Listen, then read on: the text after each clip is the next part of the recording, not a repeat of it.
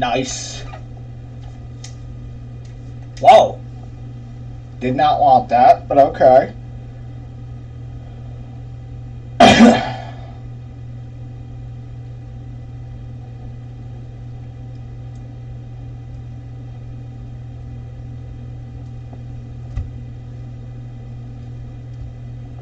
And what is cracking, y'all?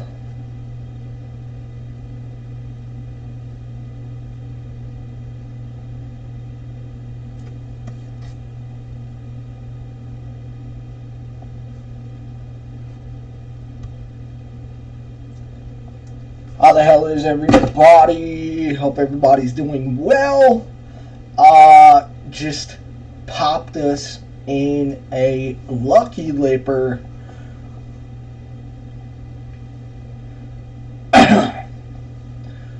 We are in the Commons, and man, oh man, do we have a lot to talk about.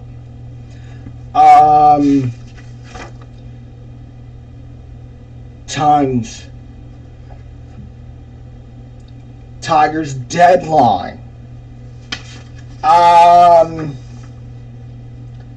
Got to talk about the Lions. There is a lot with the Lions. It is going to be Lions-centric. I'm going to talk about battling negativity. As someone who is not normal, I'll explain that when we get there. But do want to talk about that just because of, I think it needs to be said. As I said, Tigers deadline. I want to know what's your win. I do have an interesting tweet that I want to bring up.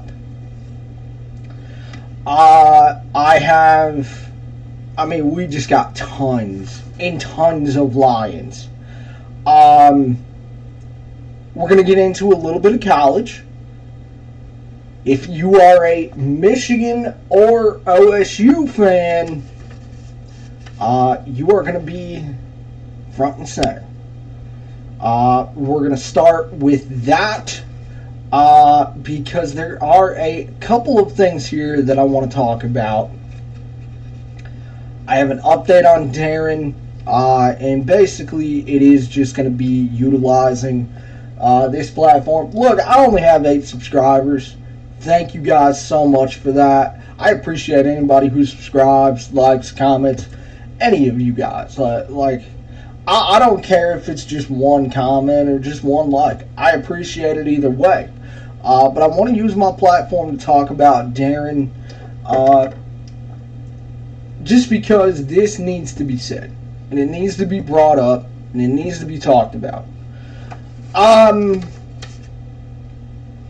I also have a question regarding the game. And look, primarily, it is the biggest rivalry in college football. And this is going to push the boundaries if you are a traditionalist, if you're seeing where college football is going. There's a lot to get into, so we're going to start with that. But with that said, we are in the Commons, and we are on, I think, my second favorite map in FS22 today. And this is, of course, by Diesel Division Customs. If you guys want to go check out their Patreon, go check it out. They do some bad trucks. Trying to keep the swearing to a minimum here. The point is, let's get down to TJ's. And we're going to start off with some bailing. And as you can see, it is August 4th. You know what that means. Oats are ready. So it's time to get to work. So we're going to be doing a little bit of that today. But let's get into the game. And look, I think this very much is going to differ on where you are as a fan. And I think the last couple of years has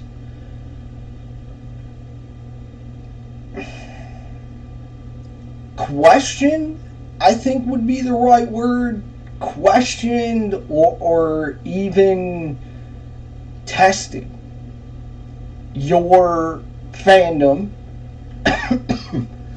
as a college football fan.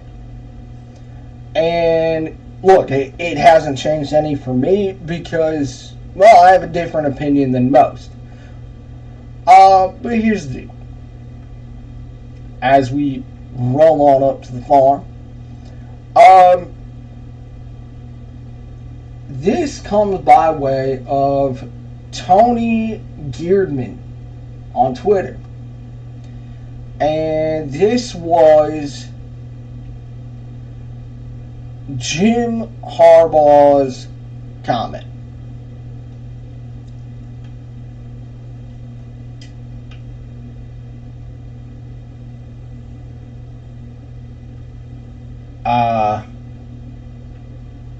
Okay.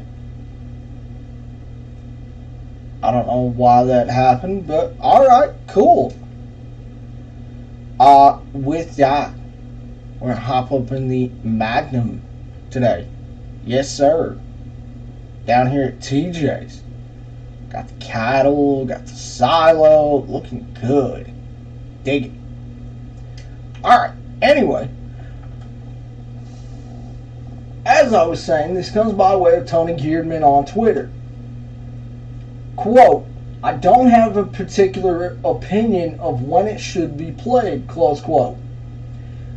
Jim Harbaugh on the OSU game.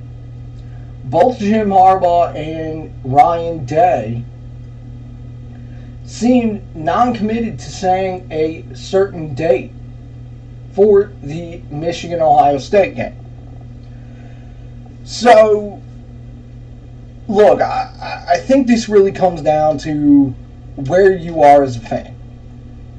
And as I said, I'm sure the past couple of years has changed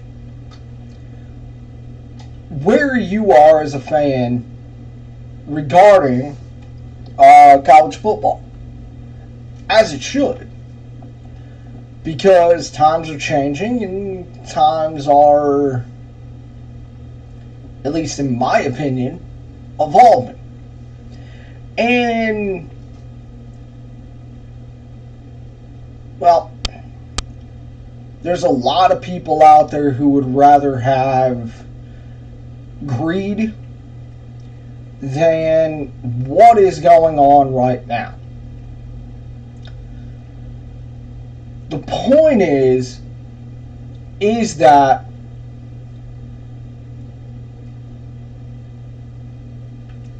I think for some people, when it comes to this game, it is all about the bragging rights. It is all about the bragging rights because of how big this game is. A couple years ago, when the fans stormed the field after Michigan won, I mean, just an incredible picture.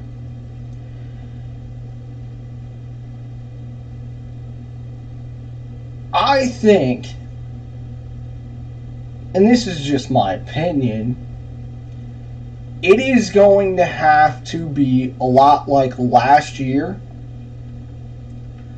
before people realize that, yeah, we're going to have to do something. What do I mean by that?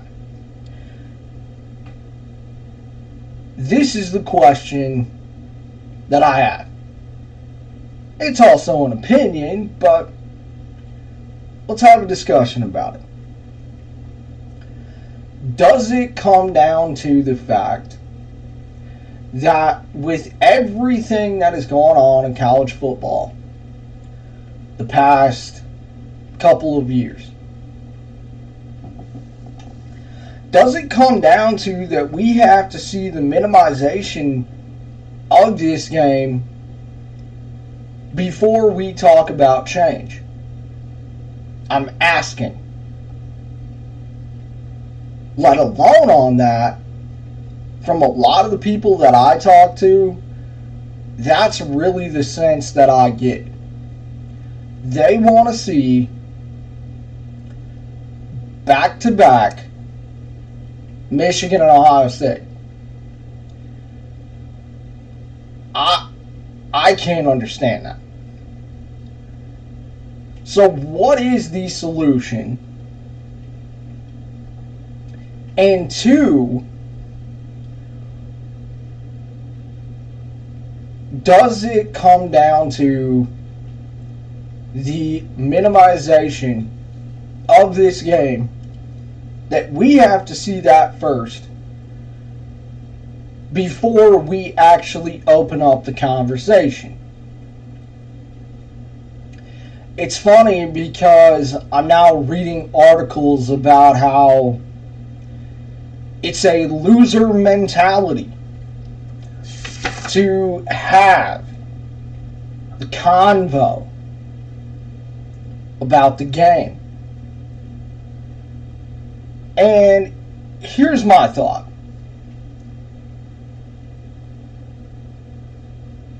I don't know how many people believe that. If you do, I would love to hear why. But I think I know why. I think I know why based on the fact of that when it comes to college football, it's all about tradition. It's all about that opening Saturday and seeing your favorite team. The funny thing is that I don't have a favorite team as far as college goes. Mainly because of what I do, it's taken my fandom. But I want to know from you guys. You know, because we talk about certain things. We talk about the Michigan State game.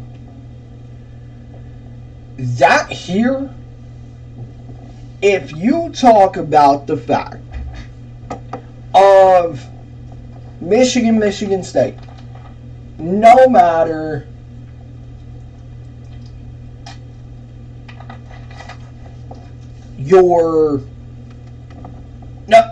your household, right, is that it is battle lines. And it is battle lines that entire week. Now, trust me, I've got thoughts on that. We're going to get to that in just a little bit. The point is that I think, well, actually, I know it would work. In my opinion, I think it would work. I really do. I believe it in my heart. That the solution could be, would you be willing to change the date of MSU, Michigan, Penn State in Michigan, to have, whether it is the game to open up conference play? Because I think there's 1 month in the state of Michigan that, well, tends to beat all others in my opinion.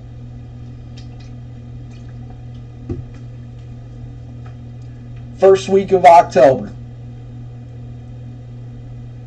Why? Because fall's just setting in, leaves are changing,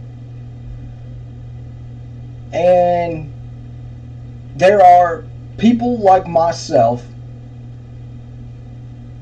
who go to work every day,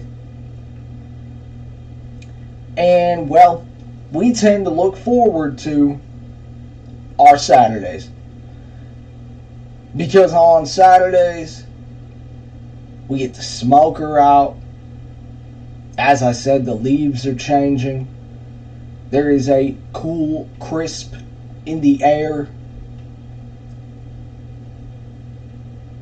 You hear the band play. You hear all the pageantry of college football.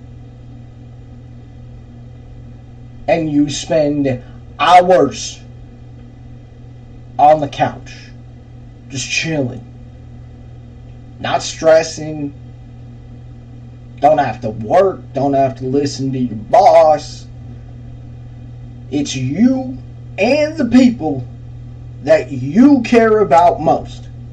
Now, for years, I have screamed, this should not be a noon game.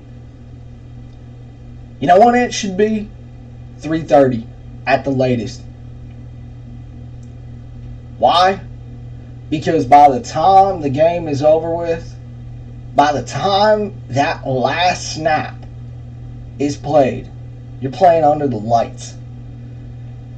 And you cannot tell me, as a fan of college football, that there is anything better. Whether you are Michigan, Michigan State, whatever, that a night game under the lights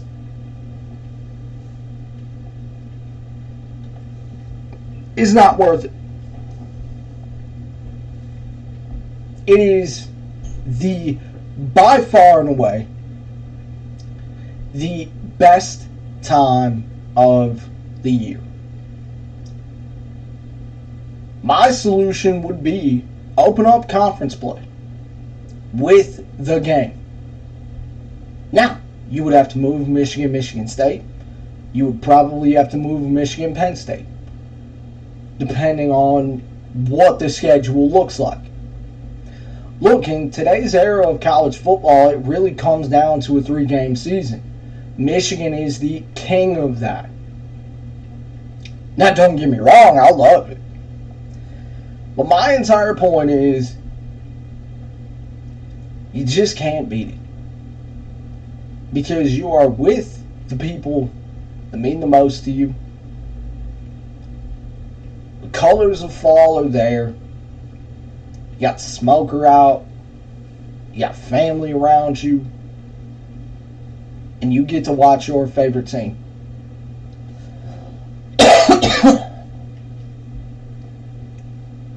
For me, look,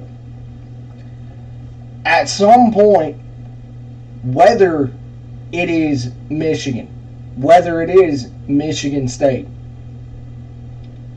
whether it is the fans, we have to evolve with the times, or we're going to get left behind. We have to evolve with the times. That is this new era of college football. Now again, it's not perfect. It's not meant to be. Not everything is going to be perfect. Yeah, I'll just tell you right now. Yeah, I'm stressed. I got things going on in my life. But you know what I can't wait for? College football. It's the reason I signed up for this job. I love this damn job. I love talking about college football. Because you know what else it is? It's oxygen. It's the thing we look forward to. On days like today where it's 77 out, there's a cool breeze, sunny, no rain, no clouds, just bright blue skies. These are the days that we live for.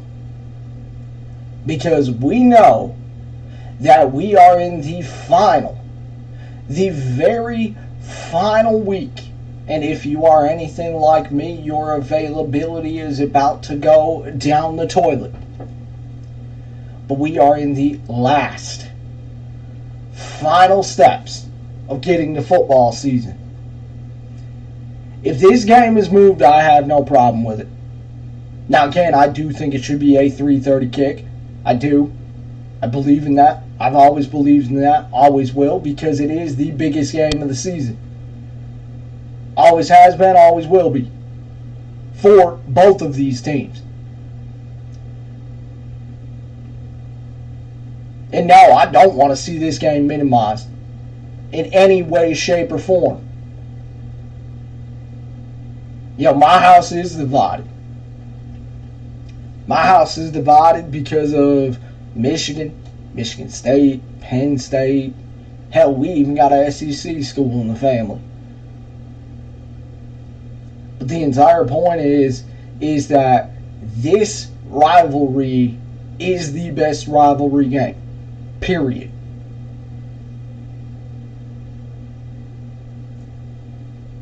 But I don't want to see this game minimized. Because I think if it comes down to that this game gets minimized, I think that week before, I think you'll see one team not really take it serious. In fact, they'll be like the Giants the last week they were in town to face the Tigers. With the good old mail it in card. I think if this game gets minimized, I think you're going to piss off the fans, first of all, which, again, college football has already done that. The entire point is that this is a game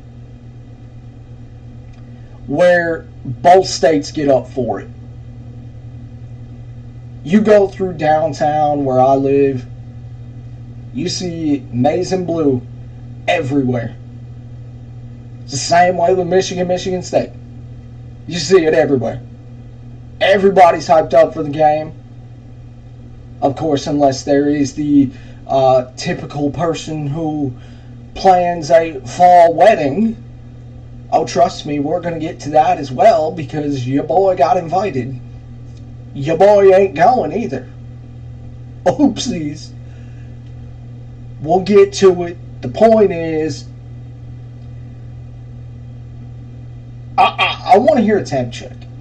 Because if this game gets minimized, I'm going to tell you right now, I'll be on here and I will be screaming into my microphone. I will blow out the mic and my vocal cords. That's how pissed I will be. Because this is a game that runs not just through both states, but runs through families, through generations. And it's all about the bragging rights in the end. But here's the deal. To me, this game cannot be minimized in any way, shape, or form. And as far as it goes with the tradition, guys, the tradition's not going away. It's just going to be in a different week. Like, that's the whole thing. And not only that, but yeah, of course it's a lot different when it comes to the end of the season. But at that same time, college football is ever changing. I mean, you got Greg Sankey out here saying, we need Congress. Huh? No, you don't. We don't need to. No, No, No, I'm gonna look like what's his name, Jonah Hill with the hand gesture. Just no, no, mm-mm. We don't need more greedy pigs in college football. Mm-mm. No, mm-mm.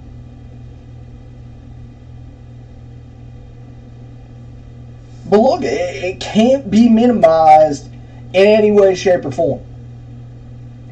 So if it means that we got to move Michigan, Penn State, cool. I'm fine with it. Where are you at with it? I want to hear from you guys on it.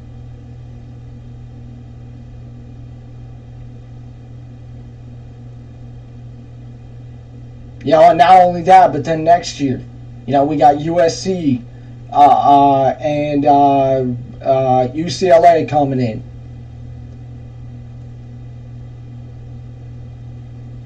And look, as far as the traditionalists go, as I said, you're gonna be fine. I think when it comes to change, or when it comes to having the conversation about change, is that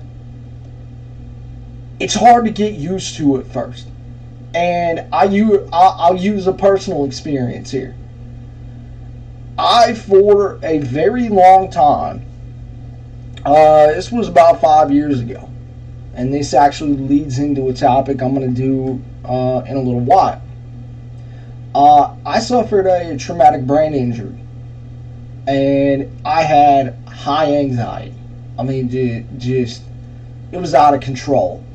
I was on medicines. I wasn't eating. I wasn't. I mean, it was terrible.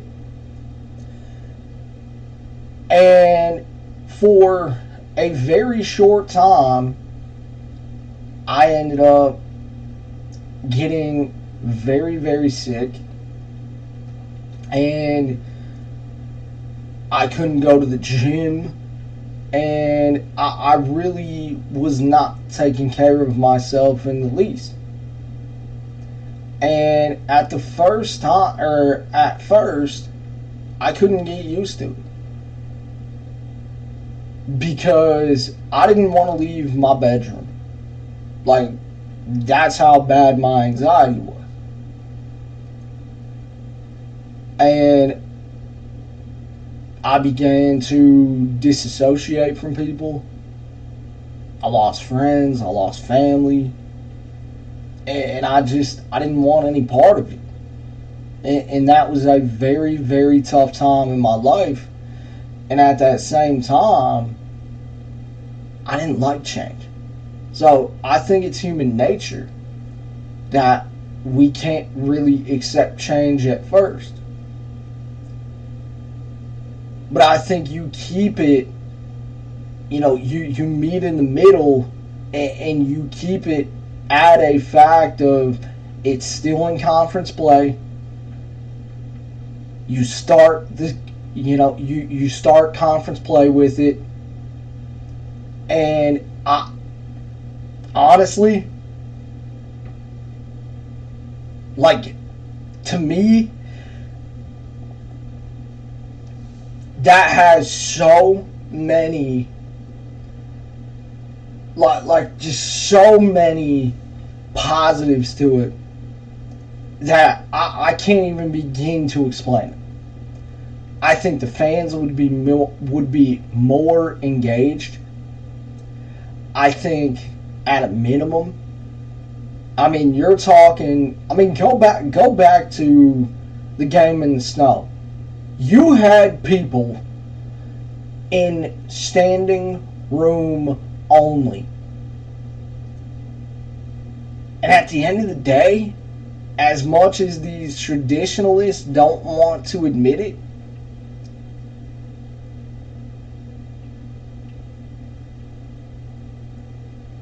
I mean, we're talking something that big. I think it would have that big of an effect.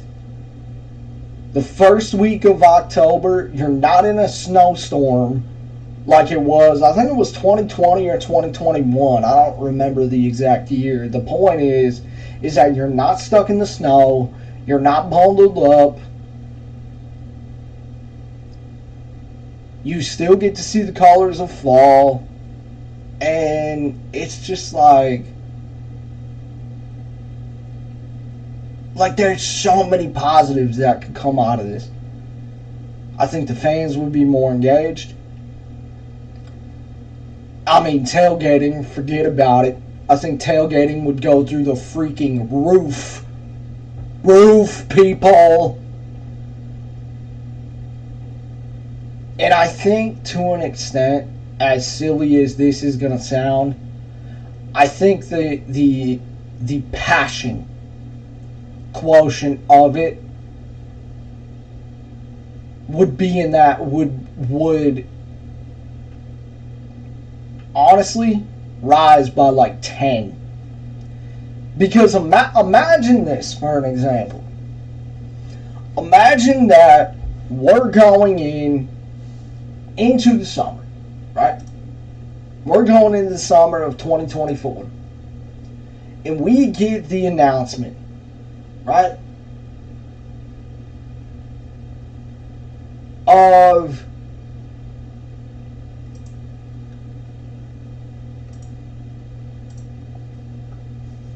Michigan State, or not Michigan State, Michigan and Ohio State is going to kick off conference play, right? And here's the deal.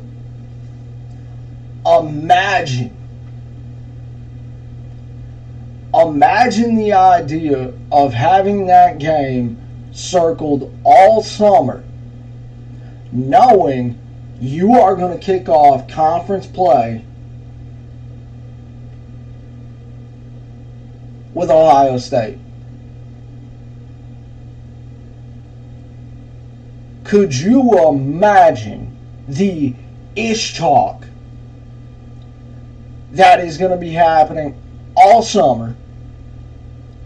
Not only that, but the frolickers, as I like to call them, mainly the people who get to enjoy their summer and not be miserable like the rest of us and be able to work and, all that. The point is that you're making plans with your buddies.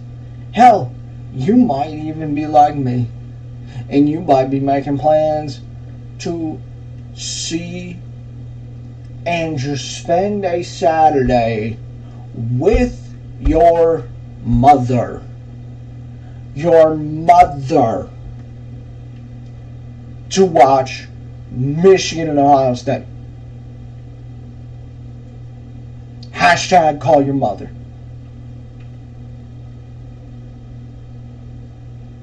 You are making plans the day spring ends and we start getting into camp and we start getting into the reports coming out and all of it. You are making plans all summer long. You have the game circled on every single calendar in the house. You are making a menu for when people come over. You're having friends over, you're having people over, people your mother know, all of it. Could you imagine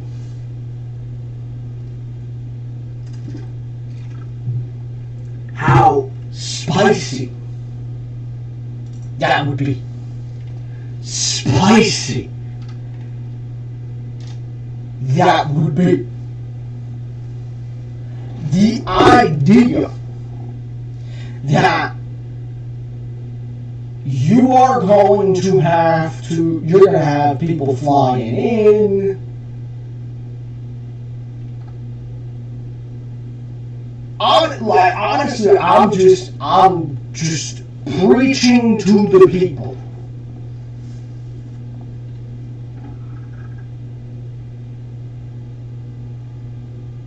No phones, no BS.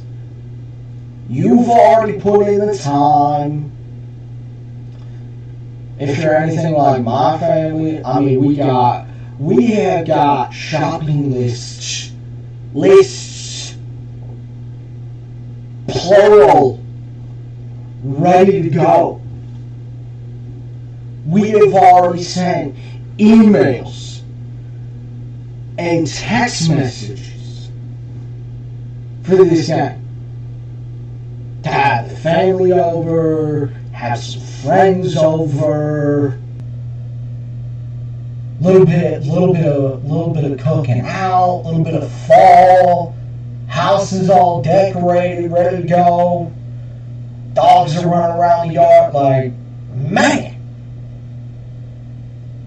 how awesome would that be? To me, that's my solution. Because I think the engagement is going to go through the roof. The roof.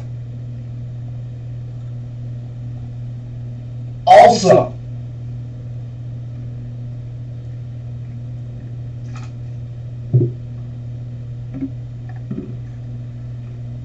let's get into this. I have an announcement for fall. So I don't know if this is an update or I don't even know what this is, but I saw the little podcast thing for YouTube. We are going to be looking at around somewhere, I think in the second week of August, or not second week, probably, well actually let me go ahead and let me pull up my calendar real quick, and I'll tell you.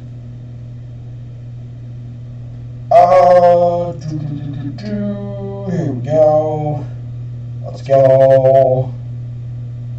Come on. There we go. Perfect. Okay, so it will be the second week of August. August 9th. August 9th. We are going to be doing, I don't know what the hell we're going to call it yet, but we're going to be doing a lot of betting for football. We are going to be doing, I think it's going to be like 3 times a week, on top of the streams, on top of the vids. We're going to preview each week. So basically what I'm thinking about doing is Monday, Wednesday, and Friday. So Monday, we're going to do a little preview. And we're going to talk about whatever that week is. So for that week, it'll be week 1, and obviously week 0 in college football. And we're going to preview it. I'm going to circle some games. We're going to talk about the games. I'm going to tell you what I like based on the spreads, based on the numbers. And we're going to go from there, boys. We're going to be doing a little bit of betting. We are going to be responsible. This is for the people. I'm going to try and win you guys some moolah. Wednesday, we'll preview a little bit of Thursday night. A bit of Thursday night football. We'll talk about Thursday night. Give y'all a little bit of a pick. And then Friday, the next episode will release. And then on Friday, we're going to talk about the weekend games. We're going to give y'all some picks. And we're just going to go at it. And it's going to be interesting. It's something that I do not just for work, but it's something that me and the boys do when it comes time for football season. Because, well, quite frankly, it's, just what we love. So, that is going to be the plan for the fall. And it's going to be a grind. I know next summer we've already talked about it. Depending on if you guys like it, then we'll really get into it and really hammer down on playoff baseball. We'll get into some hockey. I'm a hockey guy. I love betting hockey, especially the over, under. And then, of course, on top of that, when it comes time for the live streams, we will venture over into that. Y'all already know the drill. Monday, of course, we'll talk about that week a little bit, but the good stuff is going to be on the pod. Then, on top of that, probably Wednesday, if not Thursday, we'll get into the game and we'll go from there. And then on Friday, we will do a pick segment. I'm going to end up grabbing some games. We'll talk about each game. I'll tell you what I like, tell you what I don't like, tell you what to be careful on. And look, if you guys end up liking it, then that's going to be the deal. We're going to venture into other sports. We're going to venture into all that good stuff. So it's going to be a lot of work. But obviously, we're still going to be doing the playthroughs. We're still going to be on Farm Sim, just chilling, doing what we do. For the live streams, of course, but podcast, it'll be a little bit different when it comes to that. So that is your announcement for fall. Let's get into this. I'm going to make it very, very simple. I mean, I've already said it. I love fall. It is the best time of the year because it means I get to go ghost on damn near everybody except you guys, because I love you guys. The point is that I get to go ghost on everybody. I'm going to be working, I'm going to be traveling, I'm going to be doing all sorts of different stuff. The point is that this week I get a card in the mail. And it is from a buddy I went to school with. And we've talked every now and then. He calls into the show. Him and I argue. Him and I banter. This, that, the other. And he and his future missus invited me to a wedding. And it's in October.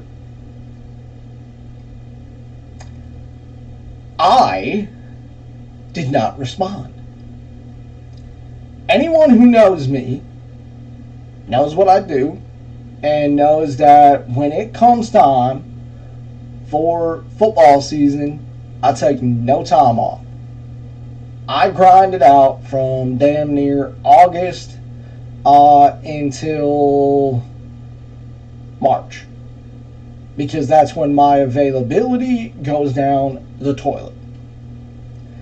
And I take no time off. I take my time off in the summer because baseball's going on, and yippee. The point is that to me, if you want a fall wedding, make it happen. But do not invite your boy. Especially if you have known me for years.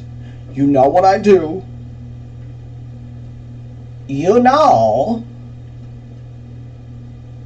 my availability is gone until March.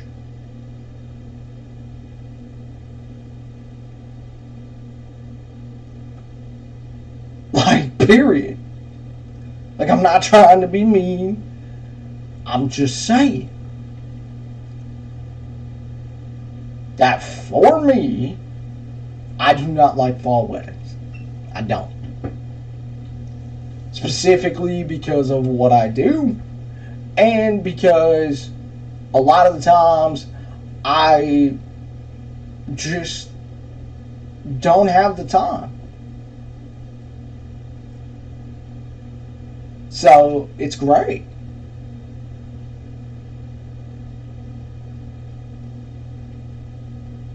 But the point is that in my case, fall weddings do not exist. If you want a fall wedding, go for it. I have no problem with it. But they do not exist in my world. Because very simply, I am busy. So, I'm sure he's going to hate me, but I don't really care. Because you know what I do. And we'll go from there. Like, I'm still going to be nice, and I'm going to still send them a very nice gift. But I ain't showing up. I would be the person, if I ever went to a fall wedding, like, I would change everything about me. Like, I'd have a fake mustache. And I'd have the literal league logo hat of the NFL. I'd change my hair color. You wouldn't even know I'm there. Period. Yes, I'm being funny, but I'm also being serious at the same time. Alright. Oh, wait. We got one more to do. Because these gotta ferment before we can use them anyway.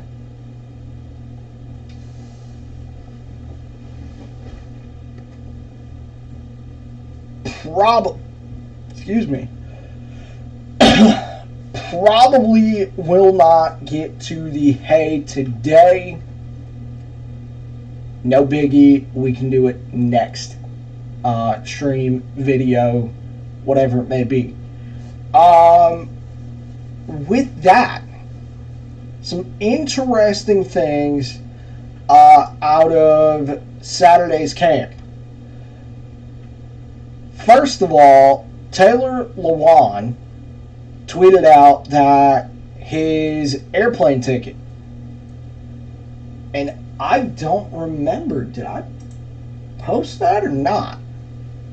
I don't remember if I did. I'm going to check here in a minute. He was on his way to Detroit today. So, I wonder how much that had to do with Penei Sewell. Let me see what we got here. We got posted the meme.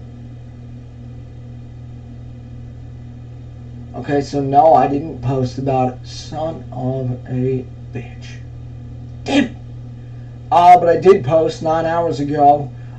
Based on what I'm hearing, I may be on tonight for some huge news. But as of now, it's rumors and don't really see much else on it. If I get the correct info, expect something tonight. Well, here we are.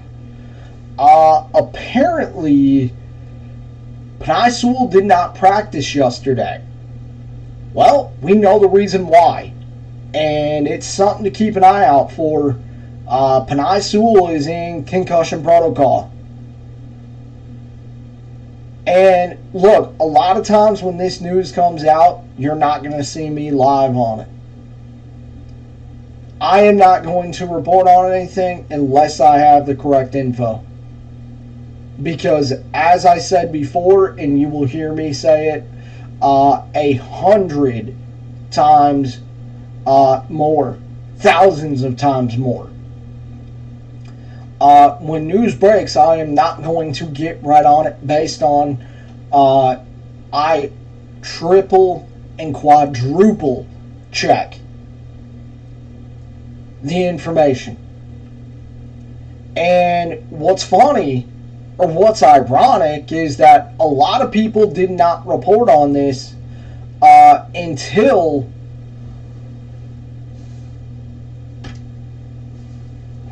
I think it was, let me get a live look here, I believe that would have been SI. SI reported on this, that Penei Sewell was out yesterday because he is in concussion protocol. Look, I'm not going to hit the panic button yet, and I'll be honest with you guys. A lot of the times when this type of news comes out, yeah, it does put me in a uncomfortable situation, because I know the backlash I'm going to get, but we'll talk about it here in a little bit. The point is that if that's the case, man, that's a huge blow. Let me look here, because I know this was in. Here we go. Reserve role. This comes by way of Tim Twentyman on day 7. Observations. With left tackle Taylor Decker and center Frank Ragnow getting a day off Sunday, and right tackle Penei Sewell currently in the return to play concussion protocol. Some of the reserve offensive linemen got a chance to work with the starters on Sunday. Graham Glasgow at center, Vaitai to right guard, and Jonah Jackson at left guard. Matt Nelson at left tackle, Afedi at right tackle. So, again, huge blow, but man, oh man, that is something to keep your eye on. Now, the Lewan thing, I wouldn't be very interested in it, but if I could spin it in any way possible for the positive side, is that it would be this. Lewan could be like a Alex DeBrincat. Now, we talked about Alex DeBrincat. DeBrincat grew up here. DeBrincat is a hometown guy, so is Taylor Lewan. And look, I love that. Because you know how you build a team? You start with the trenches. And I'll tell you this right now. We will battle it out when it comes time for the draft. But I fully believe you win in the trenches. Defensive line and offensive line. Guys, the Lions have a top three offensive line. And something to keep an eye on. Something to keep an eye on.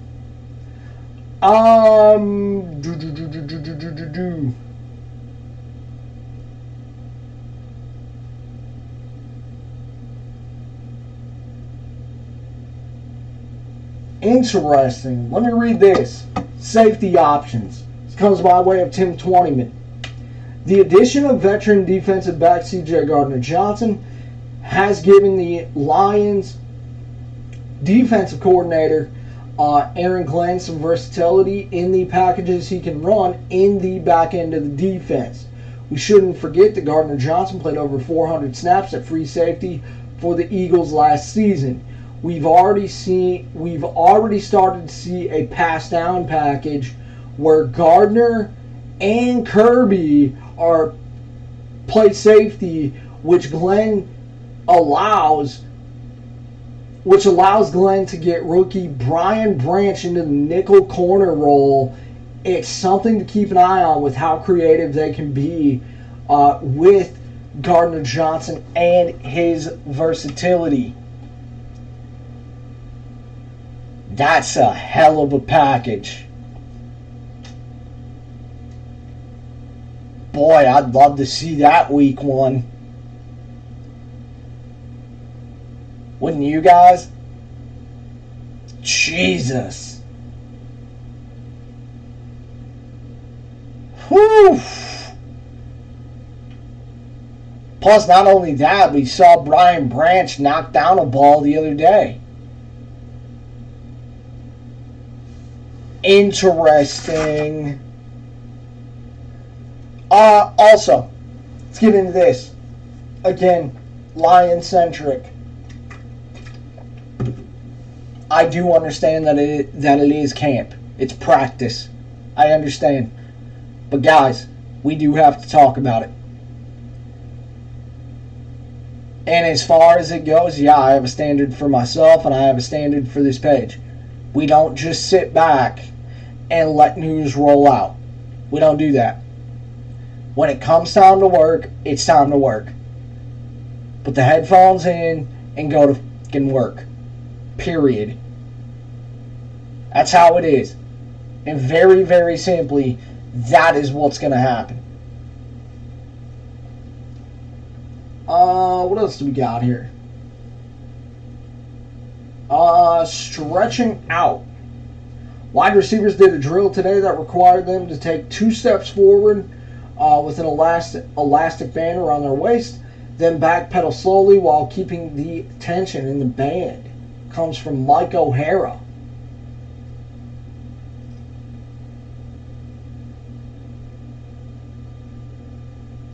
JMO back. It was good to see second-year wide receiver Jameson Williams work himself back into practice on Sunday after sitting out the last few days with an undisclosed leg injury. This is an important month for Williams to get as much work as he can before he has to be away from the team to start the year because of his suspension. Now, I fully agree with that. Look, as we know, it is a make-or-break season for Jameson Williams. It is make or break. Because guy has 1 catch. It absolutely is a make or break season. And, you know, I know the fights have already started. I've seen it on social media. Oh, well, he's a bust. Let's not go crazy. The entire point being is that this is by far and away the most important month for Jameson Williams. Handing off. Oh, that was pretty cool. Lions close out practice today by recognizing the presence owner and recognizing the presence of the owner, Martha Firestone Ford. The cadence of the last play was Martha. Running back David Montgomery presented her with the ball. That was a pretty damn cool play. Light workout after 2 physical padded practices on Friday and Saturday. Head coach Dan Campbell decided to lighten the load Sunday with an hour-long jog through, as he described it. It was always a delicate balance of getting padded work and also trying to keep the players fresh and healthy throughout the long training camp schedule. Campbell has had a nice mix of both in the first week of practice. Let's get into that because Dan Campbell had a comment. And I thought it was interesting because this plays right into that, guys, we got to start thinking a little bit differently. And you're going to hear me talk about this a lot. But we as fans of this team have to start thinking a little bit differently. We have to think like head coach Dan Campbell and GM Brad Holmes. GM Brad Holmes has a way of doing business, same way as Dan Campbell. However, as fans, we want one thing. The biggest gripe that we've had in the offseason was building the trenches. Now, they used the third-round pick on Broderick Martin, who stuffed David Montgomery. When was this? I want to say this was Friday, I believe it was. The point is, we have to start thinking like them. Guys, they're thinking different. And you know what? They also believe in their guys. Now, that doesn't always work, and that doesn't mean it's going to be, hey, we're going to go out and we're going to win. It doesn't always equate to wins. However, what they are doing is genius. Because you know what? Because I go back to last season, and I think about the secondary. A lot of us talked about the secondary. What did Brad Holmes do? Brad Holmes went out and rebuilt the entire secondary. Brad Holmes and Sheila Ford, which, guys, I know you guys don't want to hear this, but guess what? I'm going to be the one to tell you, give credit where credit's due. You seen it at camp. You also seen it during the season. And a lot of us who criticize Sheila Ford Hamp for coming out and defending her guys, I told you, I said it very, very simple. Now, again, I wasn't on YouTube at the time. However, I said, I was on one of my social medias, I think it was Facebook, and I said straight up,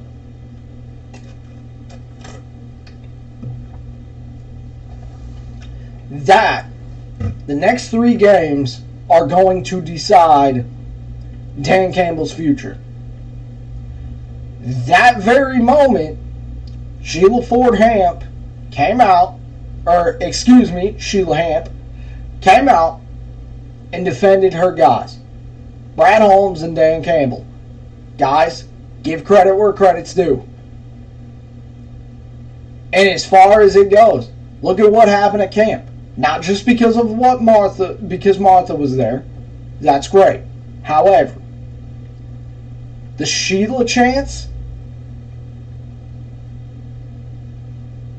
guys, very, very simply, Sheila is a big part of this. And as far as the people who don't want to give her credit, ask yourself this. Who did she hire? She hired Brad Holmes. She hired Chris Spielman. She hired Dan Campbell, Brad Holmes, Chris Spielman.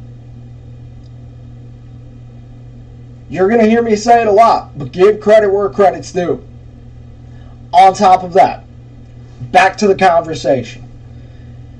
We have to change our way of thinking. Because what Dan Campbell and Brad Holmes are doing is everything that we want out of our team. It's to believe in the guys that we have, that we put out every single Sunday, and they go out there and they fight for our city and our damn team. I'm not saying it's perfect, but guys, that's how they're thinking. And with them thinking that way, I'm not going to be surprised at all if there are a lot of moves made. But I'll tell you this. I talked about it in my expectations. I fully expect them to be active at the deadline. I do. Because of it absolutely can make this team better. And injuries happen and everything else happens. You know, we had the scare last Monday. I'm just saying. And say something like that happens, I'll be the loudest person in the room.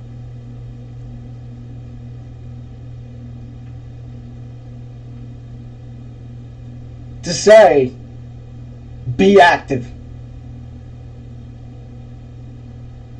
Not just because it should happen, but because it needs to happen.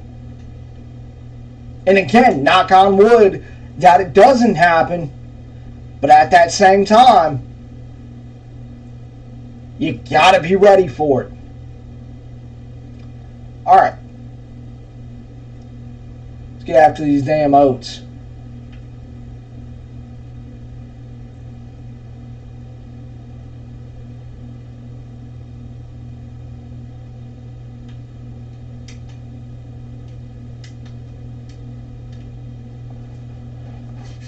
Alright, Dan Campbell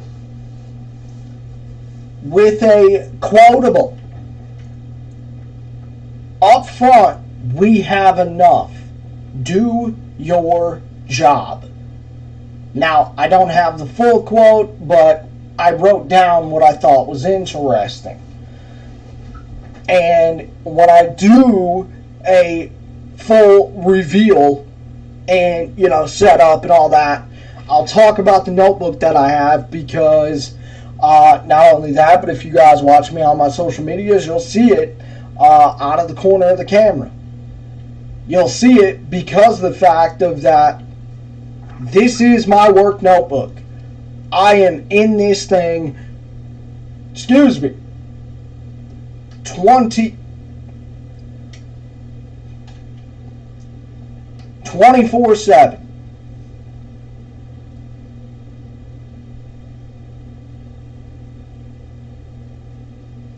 Oh. So what's cool about this map is that it's gonna take a little bit of extra time for harvest, but instead of using a combine, which obviously we're still going to, you harvest a different way, and not only that, but you get a bigger benefit out of it. So if you guys have not checked out BC Bueller and South Sask modding and mapping, guys, you're missing out. Go check them out. They are the creators in this map, and as I said, this is number 2 on my list, behind UMRV. But look, as far as Dan Campbell's comment, it's very, very interesting to me based on the fact of he's right. And the thing is that it goes back to what I said. Guys, they believe they have enough up front. They believe in the guys that they put out on that field, and they believe in the guys within that organization. So, as fans, when it comes to certain things as far as a deadline, as far as a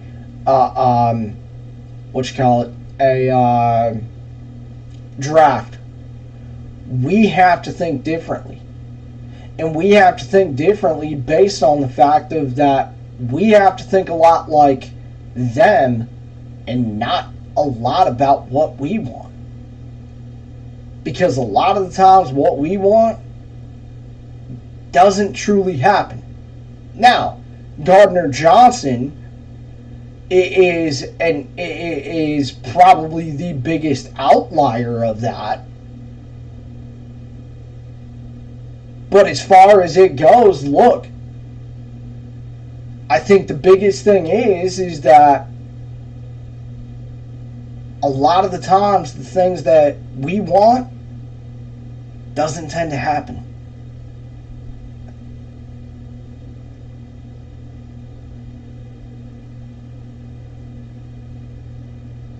Alright, so we'll switch gears and go this way.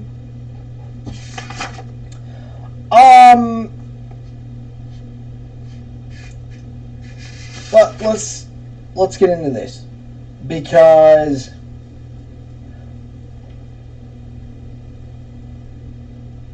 I think,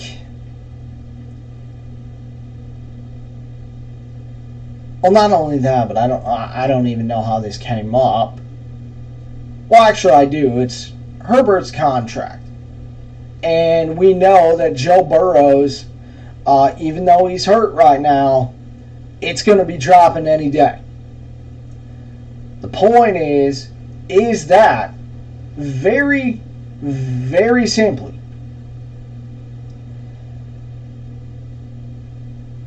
the extension for Goff.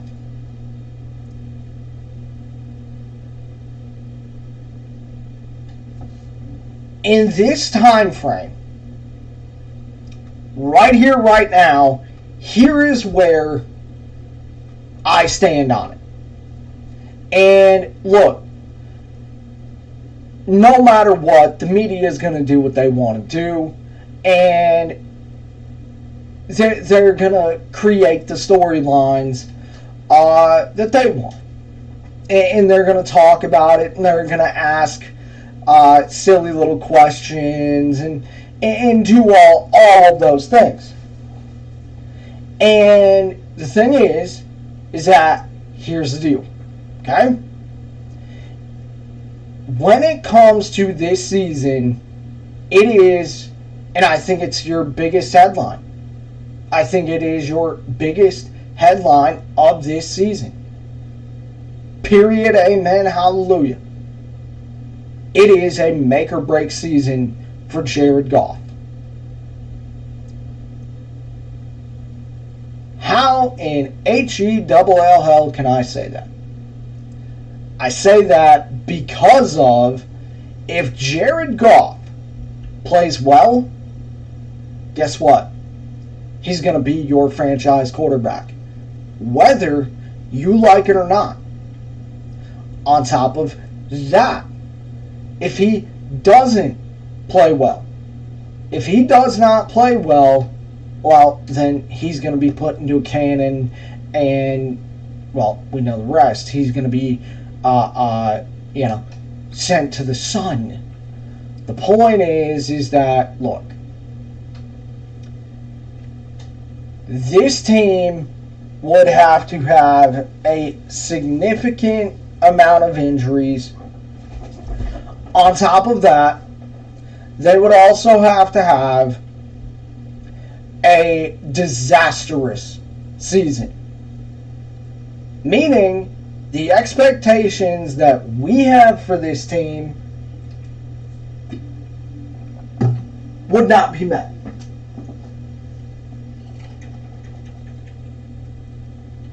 And it would be another season of that people would be upset. For Jared Goff to play himself not only out of this town, but out of a contract. And look, I'm not afraid to have the conversation of, hey, pay him now, you get him on the cheaper side. Guys, he still has 2 years on his contract. But, coming off of last season, if Jared Goff plays well, guys, you're signing him to a contract extension. your head coach, your general manager, and your owner believe that this is the guy. They do. And I don't want to hear about Hendon Hooker. I don't. However, this team it would have to be a disastrous season for Jared Goff to play himself out of a contract. And I truly mean that. It would have to be, just disastrous. But I will tell you right now, if Jared Goff plays like he did in the last 10 games of the season, I'll tell you right here, right now, you better be ready for in season, he's getting a contract extension. If he plays like that, a lot of people won't understand this.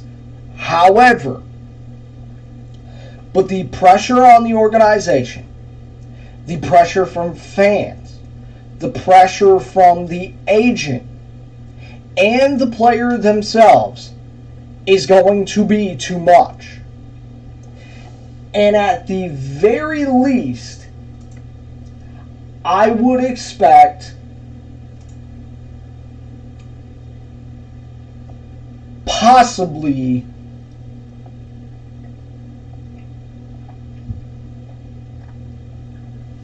by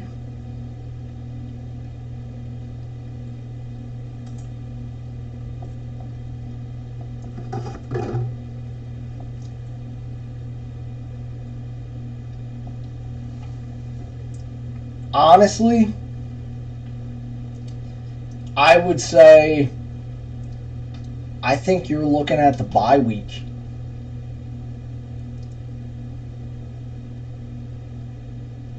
I think you're looking at the bye week, which is week 9, before you head to play the Chargers.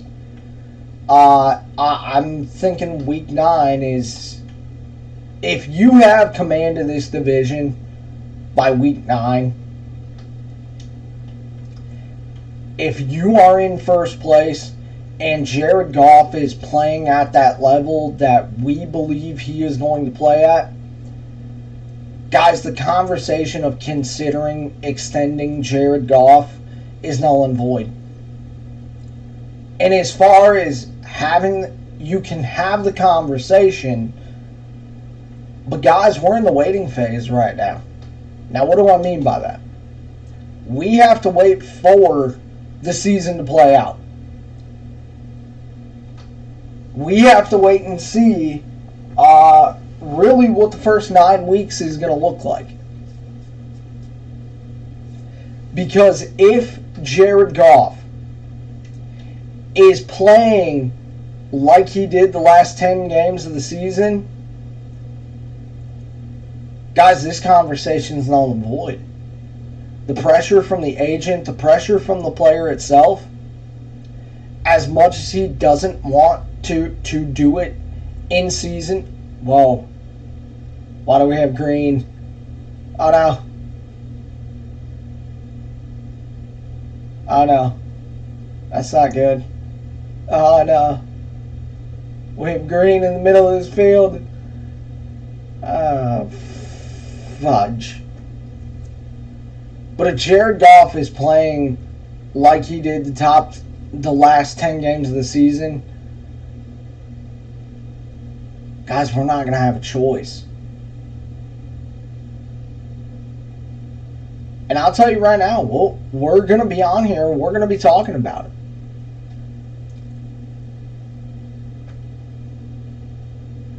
To me, it's that simple.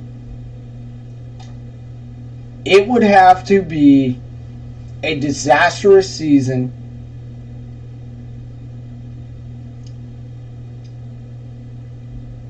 significant injuries to the stars of this team, and you would have to lose a majority of the games for Jared Goff not to be extended.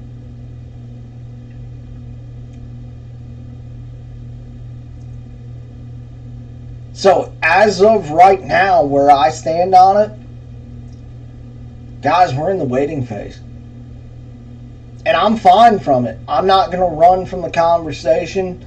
I'm not going to sit here and say, no, we're not going to have the conversation, because it's very, very simple. At the end of the day, it comes down to, where is this team at the bye week? If this team is anywhere close to where we think they are going to be come week 9 at the bye week, I am fully going to expect that it'll be a late night stream, and we're going to be on here and we're going to talk about it. Now, as far as the conversation of right now versus then, oh yeah, I'll have that conversation all day long. But what it is that your GM is taking a gamble. Your GM is taking a gamble by saying, yeah, we'll talk about it. Yeah, I'm sure Jared does want a contract extension. But at that same time, it's going to come down to, how well does Jared Goff play? Because if Jared Goff plays the way that we believe he's going to play, I mean, it's just that simple. It is going to be straight up that I would expect 10. I honestly would expect that we're going to be looking at week 9, week 10. Look, Brad Holmes is taking a gamble on it. And I applaud him for it, because at the end of the day, it's Brad Holmes who has put his ass in the jackpot.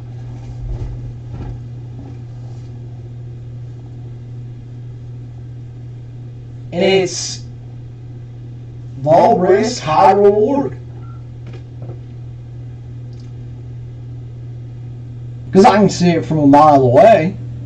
I can bet you I can turn on a couple of the stations tomorrow, and I'm sure this conversation will be there.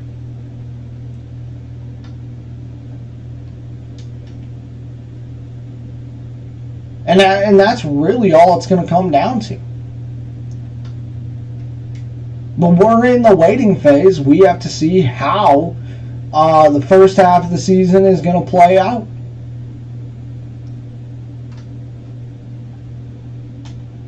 And I'll tell you right now,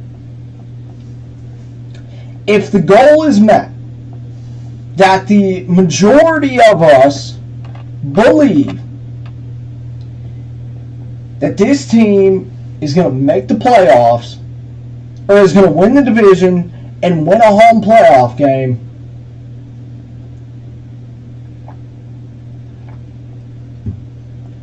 conversation's null and void. Because straight up, it is going to be Jared Goff is getting that extension. Point blank. So there's that. Let's hop into this. Alright, so look. I'm a pretty open guy. I don't hide anything when it comes to this. I talk about my life. I talk about my personal experiences. I talk about my injury. A, because it's my channel, and B, because of I think it's the right thing to do. But Darren is a lot like me, in a sense of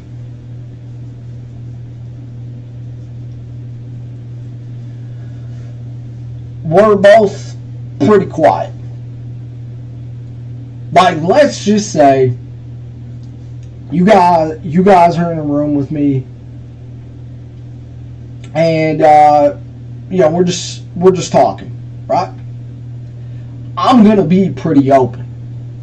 But let's just say it's the first time that I meet you guys, and we just talk. I'm gonna be pretty quiet. So for the last couple days, Darren has been pretty quiet, and with what he's going through right now, it is understandable. And my thing is, and this is where I say I'm utilizing my platform. I don't care if it's a guy. I don't care if it's a girl. I don't care if it is I don't care who it is. I don't care what race. I don't care what color. Green, purple, blue. It doesn't matter to me. Check up on them. Check up on your friends. Check up on your family. Period. Because at the end of the day, it's all we got. And from a personal experience, when I had my traumatic brain injury, I knew for a fact I was never going to be the same. I was never going to be that same guy. Never going to be the same person that I once was. But I battle high anxiety. I battle heavy depression every single day. And I was at a point in my life where I was ready to call it quits.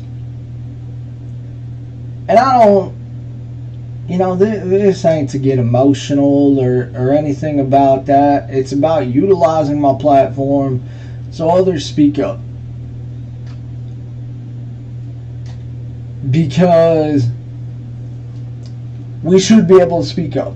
We should be able to talk. And we should be able to say how the hell we feel. Look, with sports, it's very, very simple. I can come on here and I can give you a take and tell you how the hell I feel and believe what the hell I say. But when it's personal, that's a lot different. People look at you as if you're weak. You're this. You're that. No, you're not. You're none of those things. You are a human being. And I look at modders the same way I do as athletes. I look at my friends the same way I do as athletes. I look at you guys the same way I do as athletes. Guys, we can banter about sports all day long. We can argue, and we can say mean things, and we can take cheap shots, and we can do all the things that we do. But at the end of the day, you have to be able to speak up. You have to be willing to admit to you, to your friends, to your family, that it's okay to not be okay. Guys, it took me 7 years. 7 years to realize that. Because, again, when I had my injury, and I began, as I said, I began to disassociate from people. I began to become more quiet. I would break my phone because I didn't want anybody around me. I'd try and numb the pain with the medicines that I had.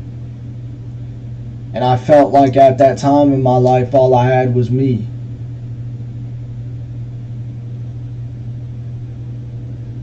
And then finally one day I woke up and I said, it's time for a change. I don't want to feel that way. I don't want to feel the way that I do anymore.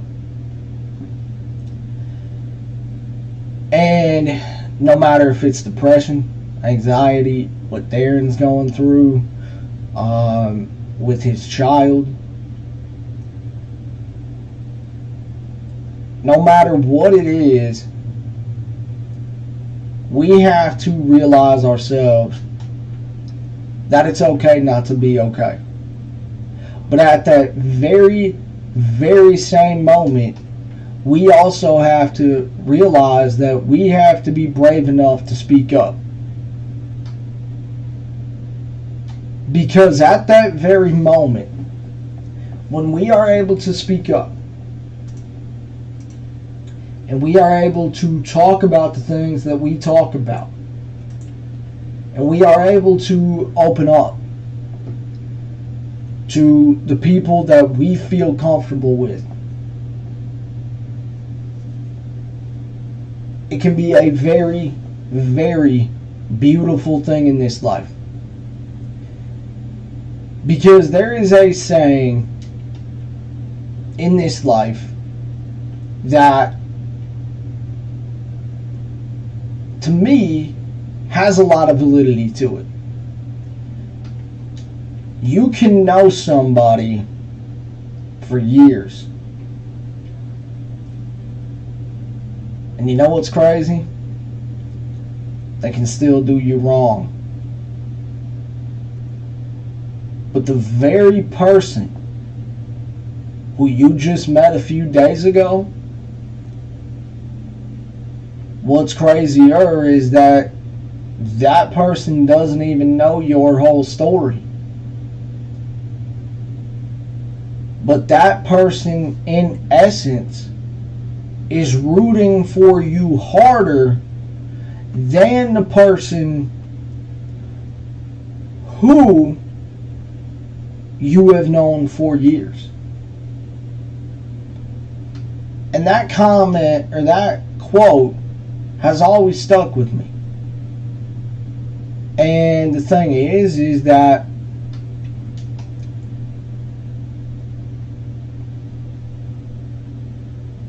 in the sense of what Darren's going through right now, I can't even imagine it. I can't even begin to put into words what Darren must feel right now. But as I told him, just know I always got you. And just know that no matter what, whenever you need a shoulder to lean on,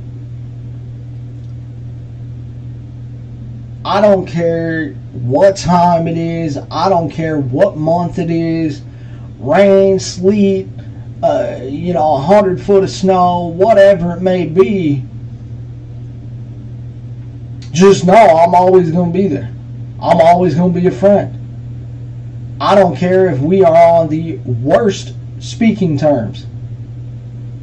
If you need a shoulder that's going to listen, just know I'm always going to be there. And it's the same way for you guys. You guys who watch me.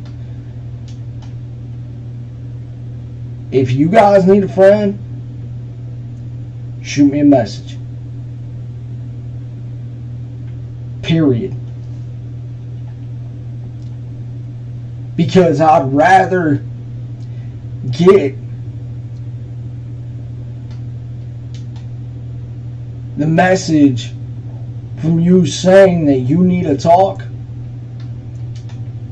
or that you need a friend than to hear about that you're no longer here.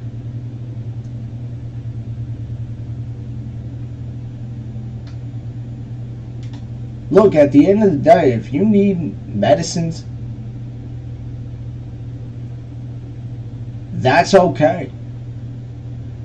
If you need therapy, that's okay. If you need both, guess what? That's okay too.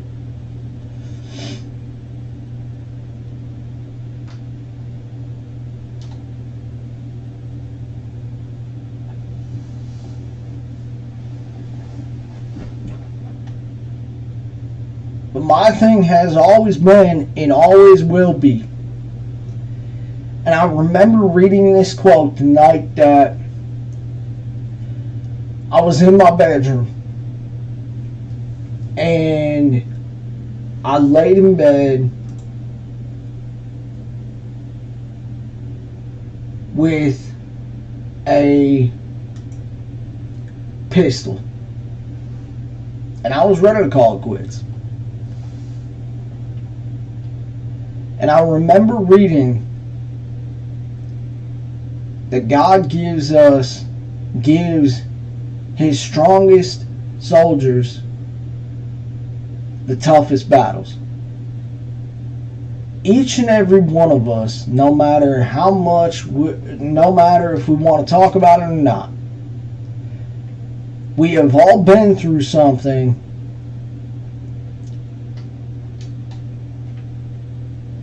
that has changed who we are to make us better. At that time, we may not realize it, but let me tell you,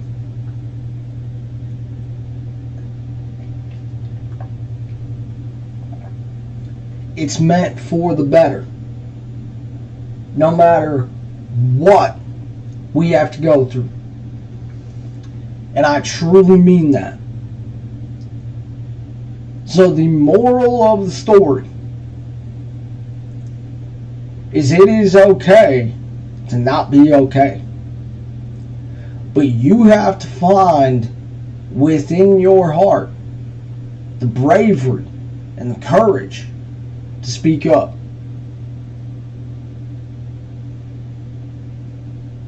Because that moment, when you speak up, that's going to change your life for the better. So I know that was heavy, but I mean that from the bottom of my heart.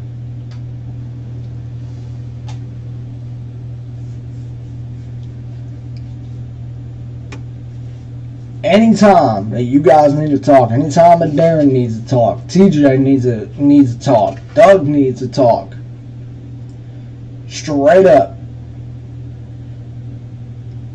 send me a message, because I am ready to help in any single way that I can. So I know that was heavy, but just know, straight up. And at the end of the day, we're all human beings. We all feel things differently. Straight up, we're not machines, we're human beings. That's how it is.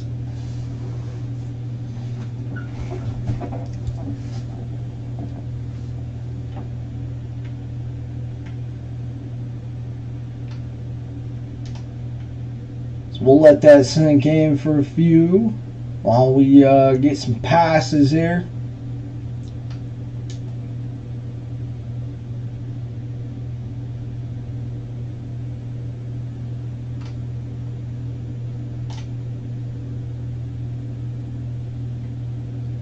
Finish off the first half of this field. And we'll get after it.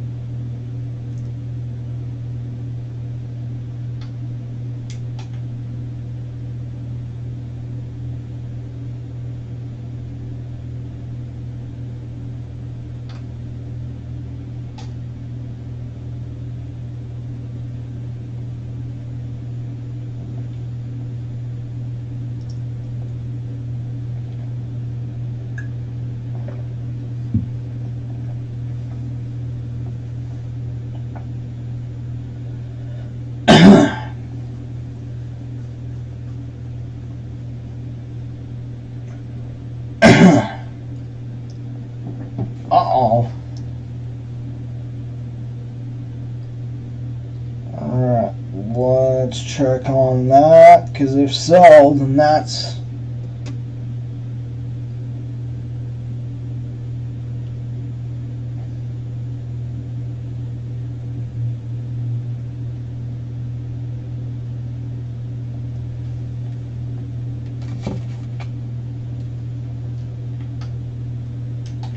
And we might have a little bit of breaking news on stream. Like that.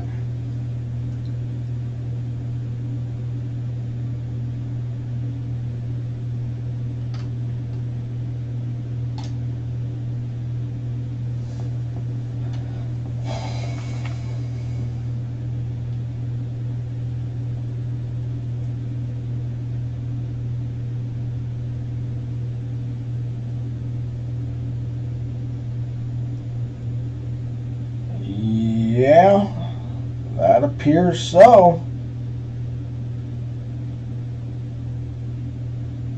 Interesting. So, a little bit of, excuse me, a little bit of news here. Tuesday,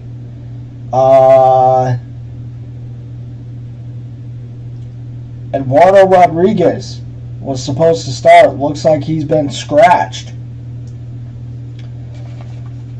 So that might be a sign for that. We'll get into the Tigers deadline here momentarily.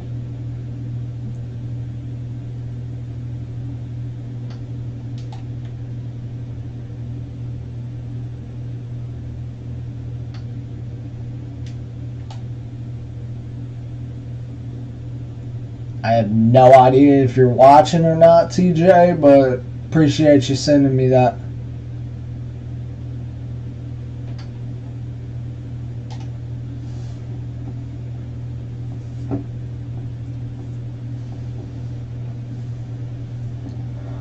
Okay, so let's get into the Tigers. Tigers deadline. What's the win? Does it just come down to that Scott Harris has to show that he's not Avila?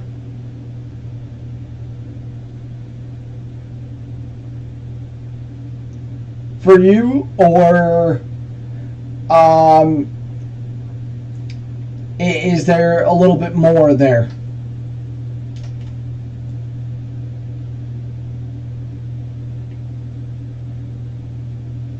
What I'm interested in is going to be Erod and Jason Foley. I'm going to be real interested in those two. Well, really three when you think about Michael Lorenzen as well. There's been a lot of reporting. Orioles interested. Rays interested. So what is the win? What does Scott Harris have to do? Apparently we're shooting off fireworks now. Interesting. Gotta love it. I have some weird neighbors. The point is, what is the win? Look, I think when it comes to our guy Harvey, look, I think at the end of the day, I don't know that the deal gets done. I mean, guy is making ridiculous money. I don't know. I don't necessarily think a deal gets done to where he's traded. Now, if you want to talk about bold, yeah, that's bold. I think this city would be on Scott Harris's back if he found a way to get Harvey Baez off of this team. And I'm not kidding about that either.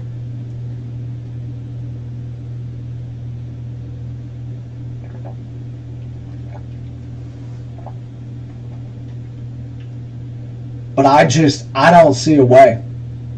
I don't see a way that Harvey is off of this team. I just don't.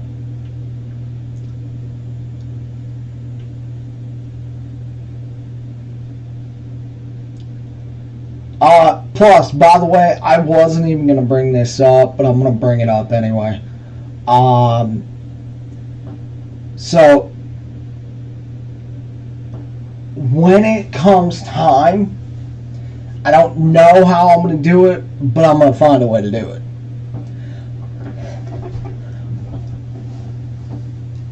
I want to finish out the year strong. And I know that sounds crazy.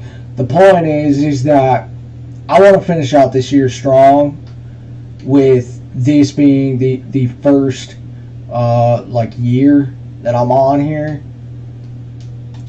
Is that, I know in September I've got some family coming in, so it's gonna be sparse. If I can get a short out to you guys, I will. I'll post it, but that's really about it. I know they're going to be here for about a week, so that means I'm going to have to take some time off. So what I'd like to do in the meantime is give you guys a little bit of something extra. What do I mean by that?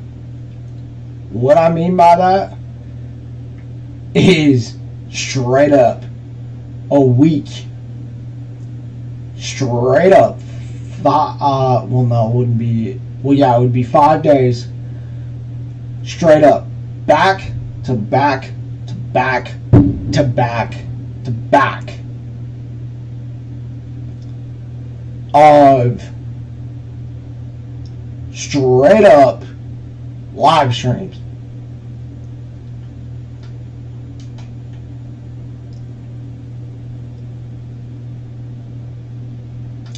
Because to me, not only would that make up for the time that I'm going to be off, because to me, that's kind of like I'm going to be using personal time for that. But at the same time, I do take this seriously. And not only that, but I just enjoy doing this. I enjoy being able to escape for a little bit. And when I say that I'm taking this serious, I mean I'm writing down stuff. I got an entire whiteboard over here of topics that I want to talk about, like whole bunch of stuff. So yeah, I'm gonna be looking at a week of straight up just on fire, just dropping live streams for you guys. Obviously, because like I said, obviously I'm gonna be gone for a week. So really about the only thing that I'm going to be able to post is going to be the usual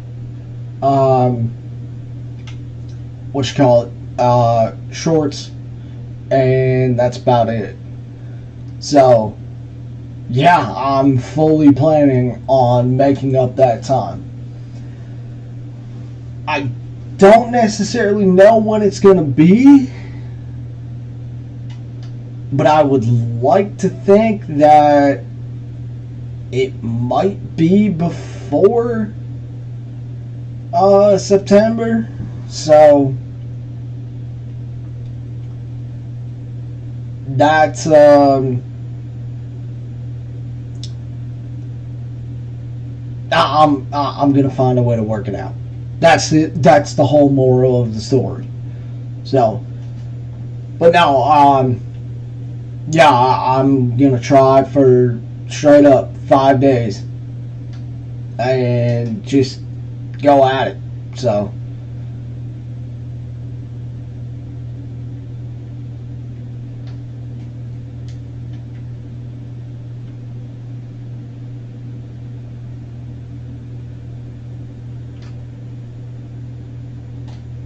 Alright, so let's get into this as well. Battling negativity. So, I've had to deal with this, luckily not on YouTube yet, but I've had to deal with it on plenty of other platforms that I use for playing FS and all that. The point is that, look, very, very simply, there are a lot of days you have to deal with negativity. Now, a lot of the times, I like to compare this to my job. Because what's funny is that a lot of the times that when you deal with negativity, it's people who take shots at you. You know what the funny part is? A lot of the time it's through messages. Whether it's on a live stream chat, text messages, or whatever. In that case, to me, you're a coward. And the thing is, those people who want to be negative, well, it just tells me that, quite frankly, you're not doing very well in life. So when it comes to battling negativity, look, there's negativity all over this world. Whether we want to look at it that way or not. The entire point is that there is.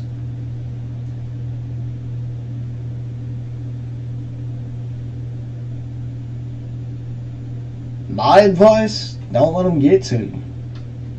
At the end of the day, you got to do what you want to do. If you want to make streams on YouTube, or you want to make videos, and you want to do, TikToks or whatever it may be, you got to do what you want to do. And at the end of the day, if it makes you happy of what you do, then do it. And don't let anybody take that happiness. Because for the first year, when I did this on social media,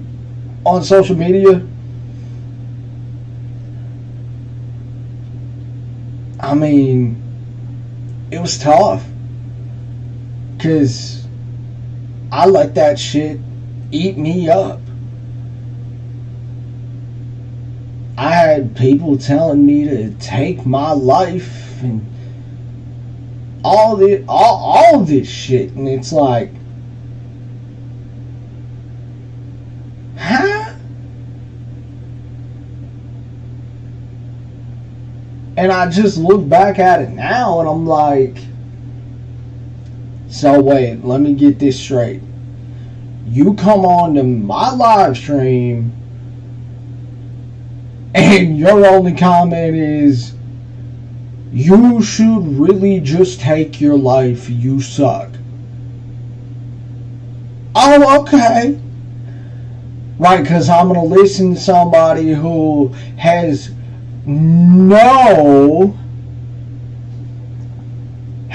absolutely zero to do with my life. On top of that, you don't pay my bills. I pay my bills. And I'm just like, I'm going to listen to you for what? Oh, because you're going to tell me you just need to take your life. You suck. Okay, but like, what do I suck at?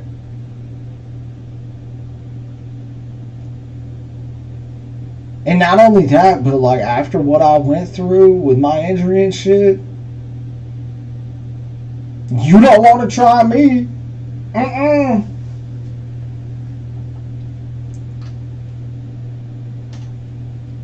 Don't even try. Because the best part, I am going to mess with you so hard. It's going to be great. My entire point is, don't let people take your happiness. If they ain't got nothing to do with your life, don't let people take your happiness.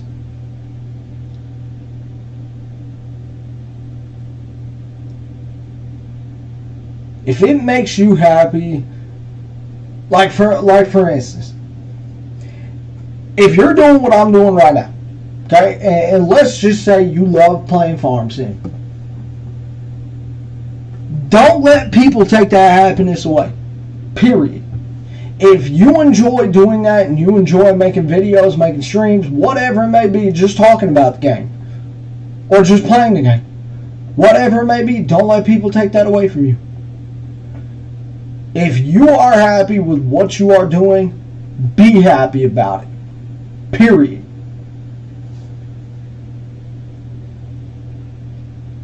And that's really all it comes down to. Like, yeah, I'm a human being. I have, I'm stressed out about shit too. But at the same damn time, I'm not gonna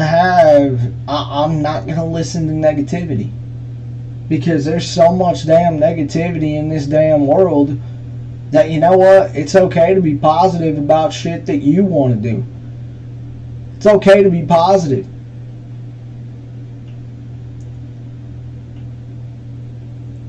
And the thing is that there are people out there who just want to be miserable. And they want to bring people down. And you know what I call, and you know what I compare those people to? The people who are out there rooting for the Lions to fail.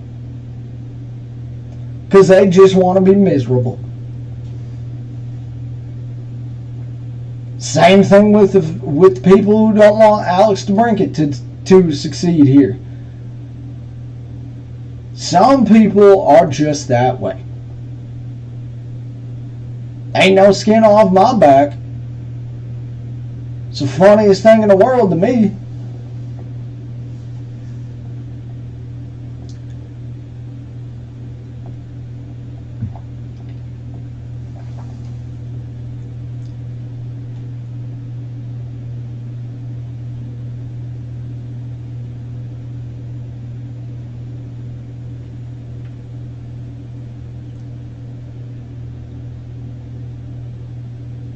I really did not think this field was going to take this long, but sweet Jesus.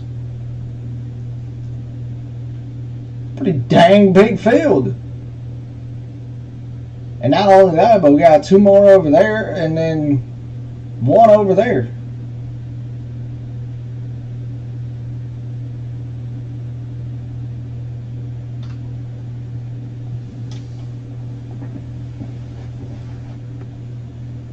If you are just joining, Erod scratched for Tuesday's start against the Pirates.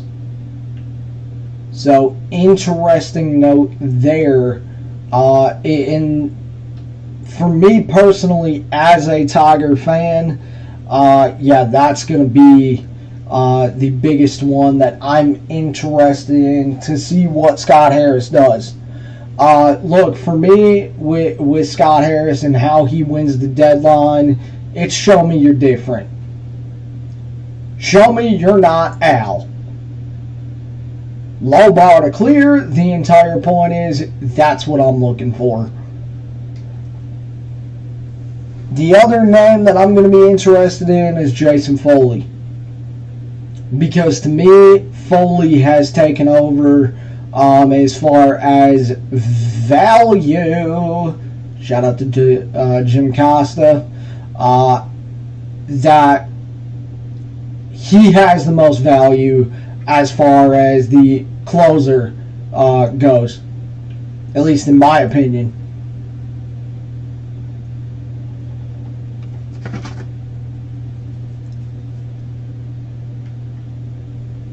But for you, very, very simply, what's the win? Deadline fast approaching. On top of that, Panay Sewell in concussion protocol. Currently did not practice Saturday. Something to keep your eye on.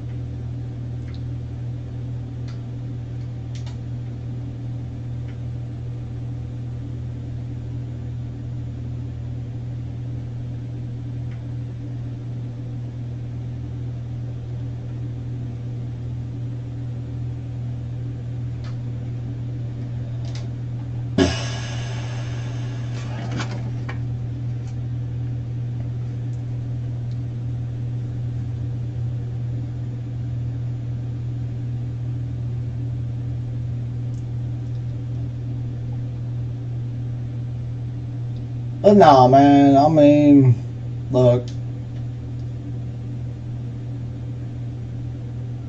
at the end of the day, you just gotta do what makes you happy. And that's really all there is to it. There's people out there who I'm sure don't want to see me succeed, and that's cool. More power to you. It doesn't mean you're going to stop me, because I'm going to do what I'm going to do anyway. No matter where you go, whether it's at a job, whether it's on here, whether it's on social media, you're going to deal with negativity at some point. And look, as I said, there's enough negativity in this world, and you know what? Smile and wave. It's the best advice I can give you. Smile and wave. Because some people just want to be miserable.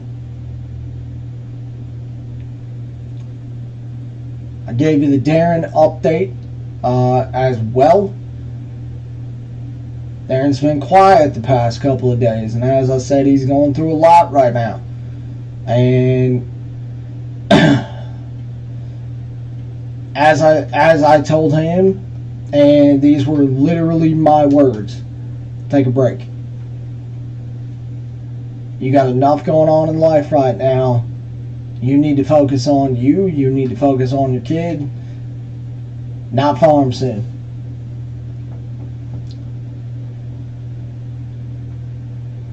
And that's all. I mean, at the end of the day, it is what it is, you know? But the thing is that you also gotta remember, you're a human being. You're not a machine. You are a human being. And if it comes down to that you need medicine, guess what? That's okay. You need medicine. If you need therapy, you need therapy. If you need both, you need both. And that's okay. But some of the strongest people that I know had the courage to speak up before it was too late. And I said it here.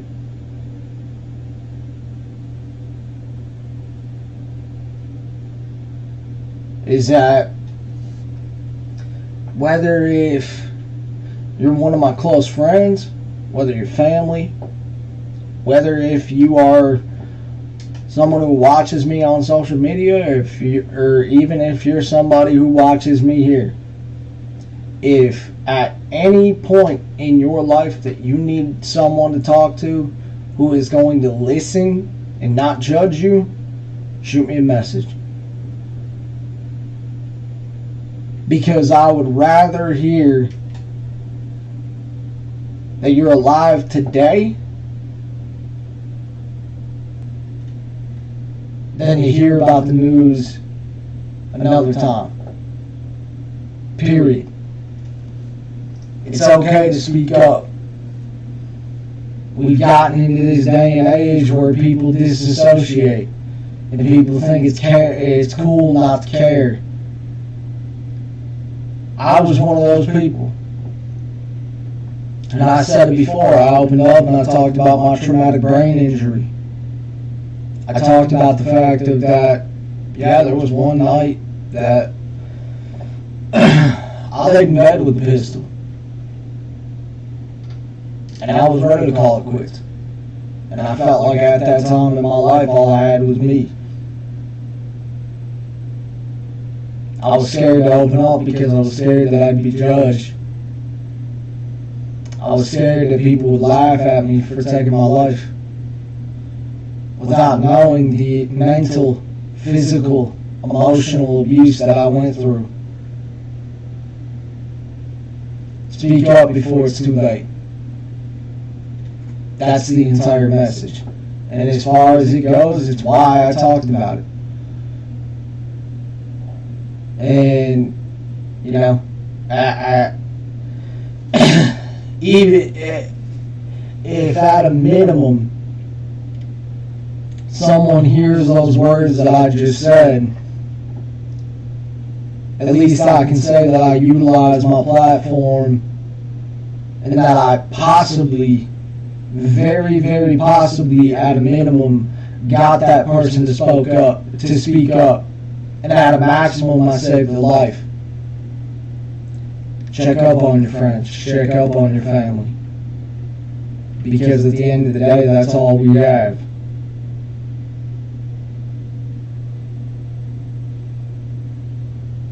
Very, very simply.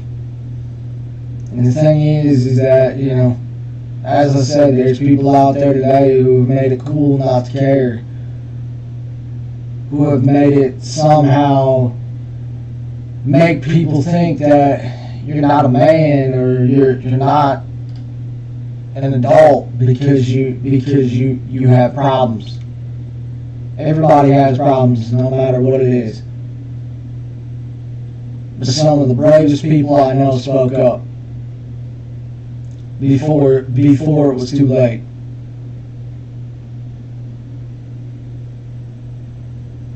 And it doesn't have to be anything crazy, but at the same time, if you can save a life, just imagine. Imagine if we all took the time.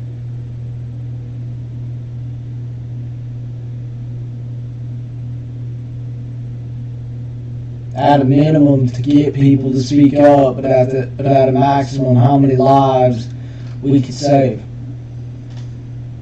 The fact of, if I got daring to speak up, if someone who sees this stream speaks up,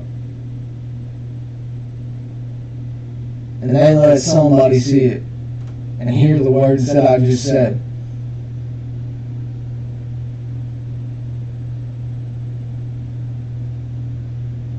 as goofy as it sounds, it's a tool that, well, we all could use at some point in our lives, whether we want to believe it or not.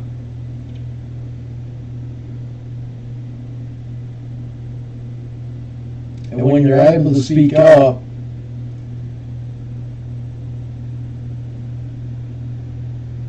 you realize just how strong you are in that moment. You know, the thing is that when I really think back to where I was at that time, I was not in a good space. I was not on the best speaking terms with family, with good friends, people that I thought actually cared about me. But in those moments as well, you find out who's really got you. You find out the fact of that in that time frame and beyond, there is a very select few that you can count on one hand of people who you will find elite to be in your life. Because not once will you have to question their loyalty. will you have to question if they care about you. Because at that time, as well, you're going to lose a lot of people. You're going to lose a lot of friends. You're going to lose a lot of family. You're going to start to question so many things. And every single day, you're going to be inside your head. And you're going to wonder, what's tomorrow like? And guess what? Tomorrow's going to be the same thing.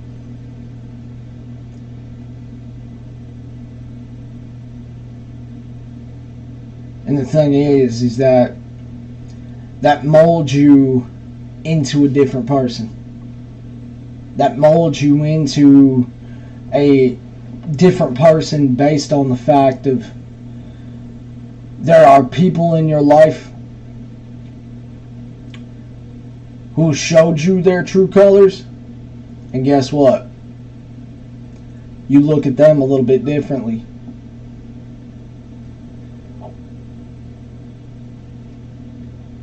But there's other people in your life that you can count on one hand who are the most elite to your life, because not once will you have to question their loyalty. Because those very same people select for you, they're always going to be checking up on you. They're always going to be asking how you are. And when you say, yeah, I'm alright, they're going to know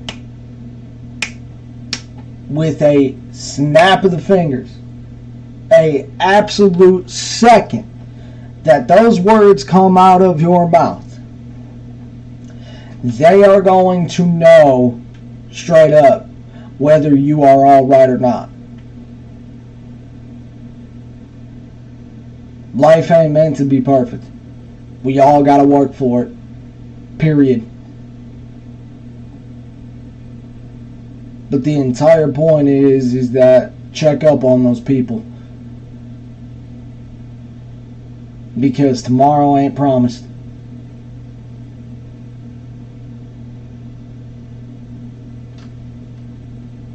You know, I remember my good buddy Trev, who he played, him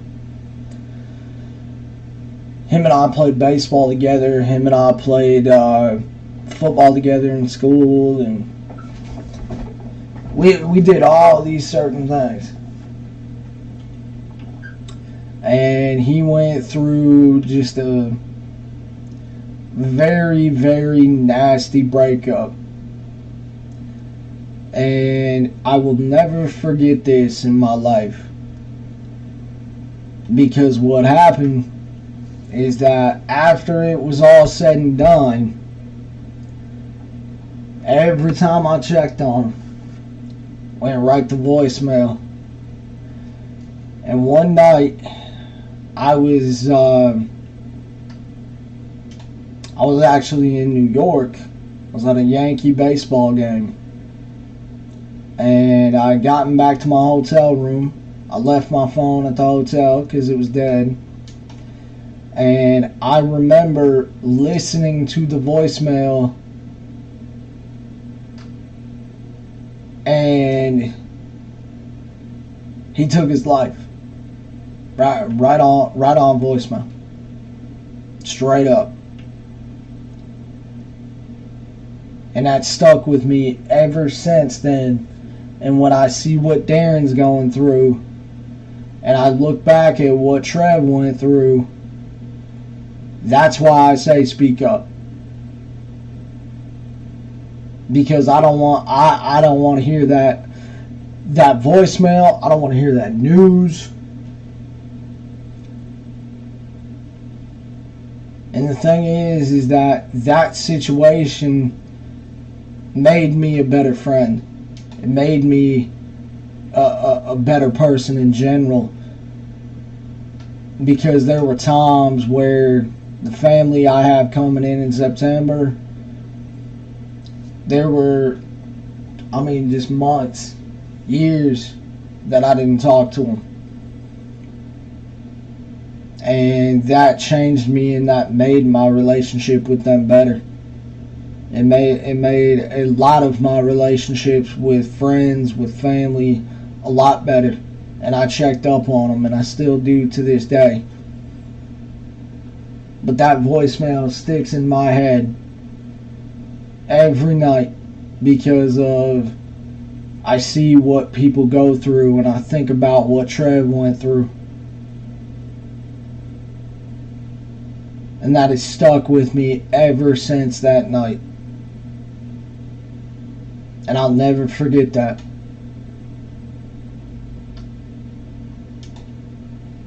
So when I talk about this, I ain't just bullshitting you. I'm talking from real experiences and real life. Straight up.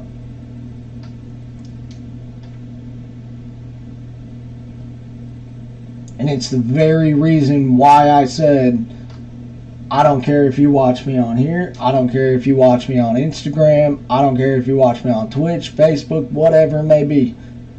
If you're friend, family, stranger, whatever it may be. If you need a shoulder to lean on and you ain't got nobody else, just know I'm there for you.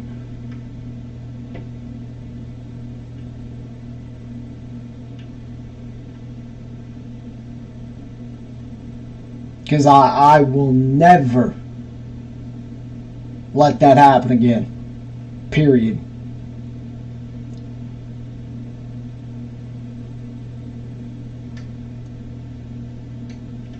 Oh, lifted that up a little bit early.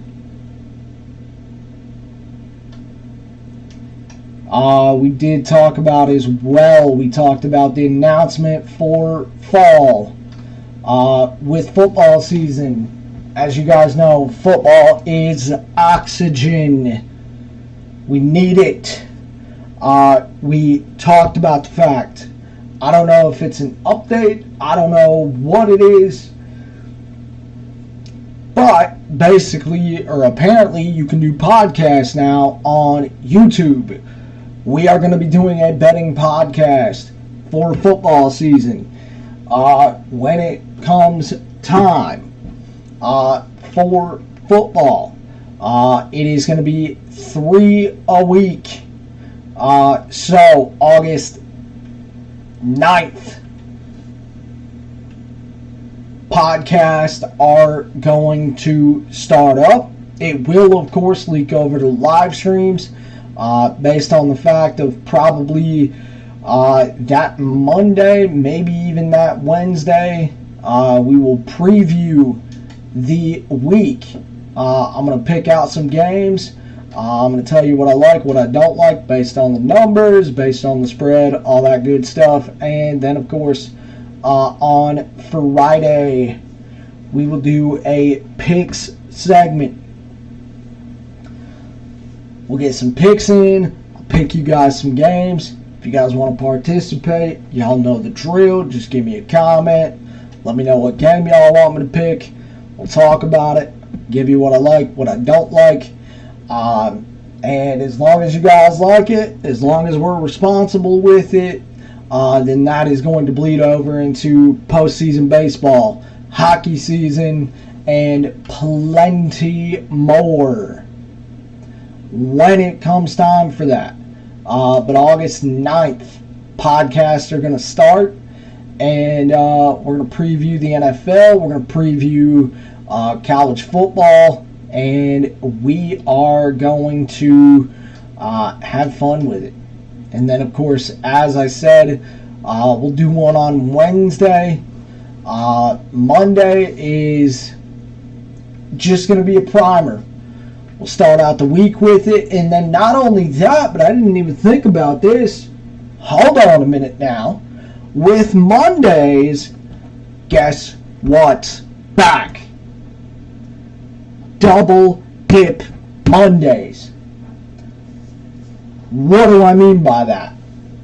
On Monday, you're getting a podcast, and Monday night, You're getting the live stream. Double Dip Mondays are back. But of course, as always, Monday will be the primer. We'll get you set up for the week. We'll talk about Monday Night Football. We'll talk about Thursday Night Football. And then, of course, we'll get you settled in for the weekend ahead. Obviously, starting out with Week 0 and Week 1 in the NFL. We're not doing preseason because that's BS. And then, of course, on Friday, it's all about the picks, baby. Picks, and more picks. So, that is your announcement for fall. Also, I was invited to a fall wedding. Not happening. Your boy ain't going. If you know what I do for a living, you know that here soon my availability is going to be down the toilet. And guess what? It also means I get to go ghost on everybody. Except for you guys. Because I love you guys. Period. The point is that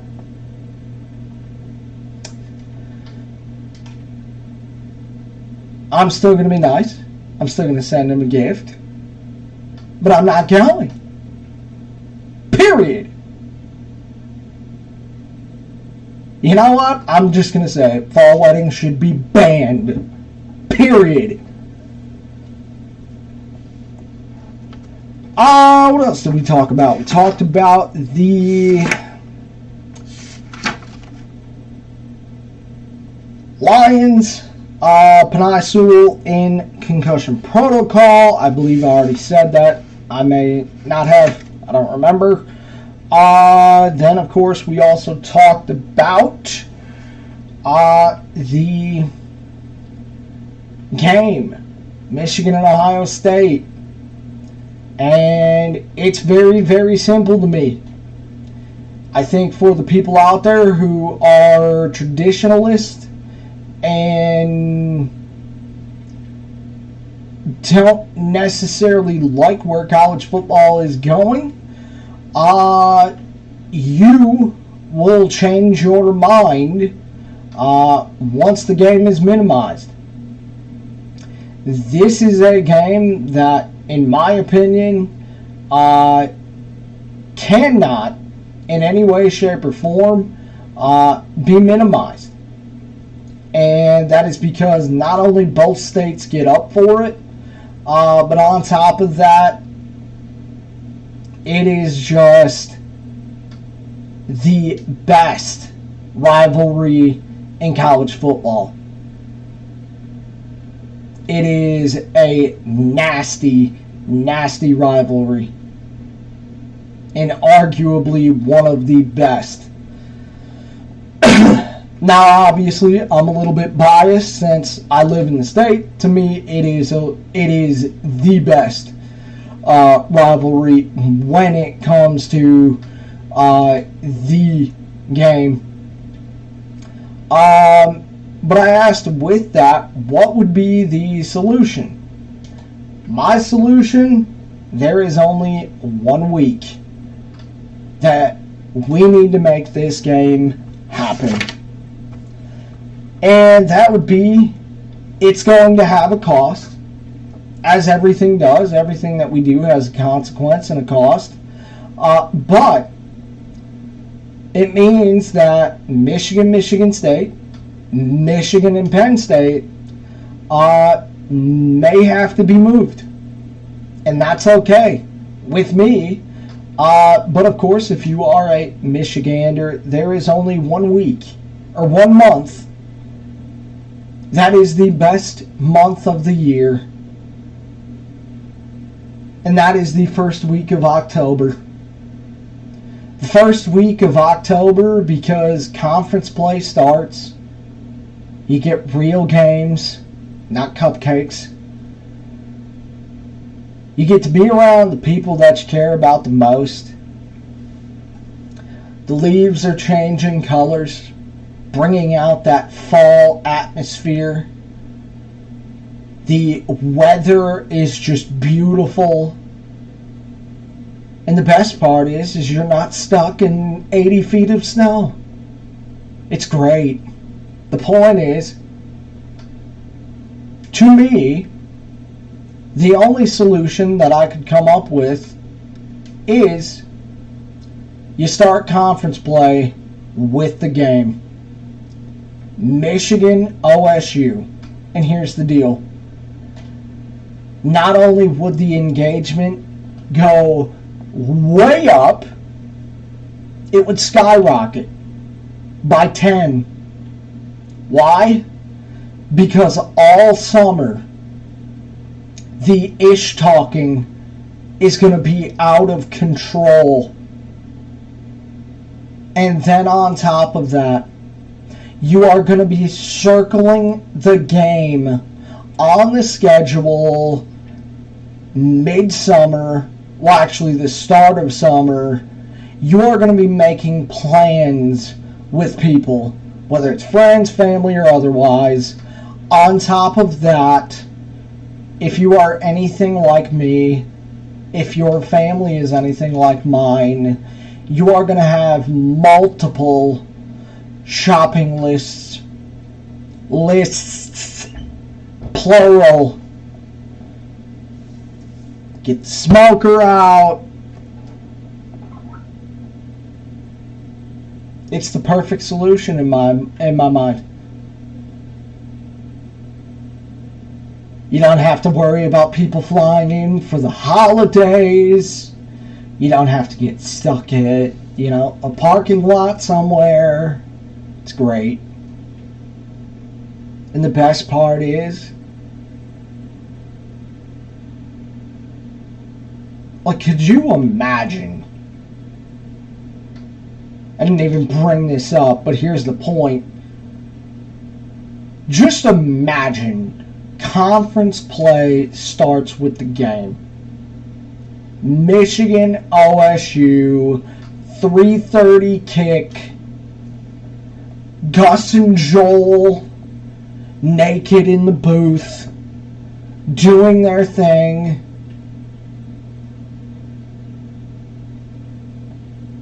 You got the smoker going. You're around the people that you care about the most. You've got your crazy uncle in the back, ish talking somebody for no reason. Your mom yelling at everybody like my mother would be. And the best part, you get to be the best person ever for the people you care about the most. 50 freaking degrees. Cool, crisp air. Leaves are changing. Michigan, OSU, let's go.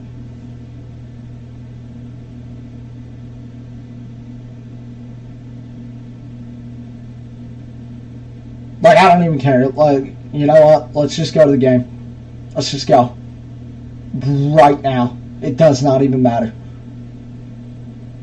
And obviously, it's all about the bragging rights. It's this, it's that, whatever it may be for you. But look, it's oxygen. We need it.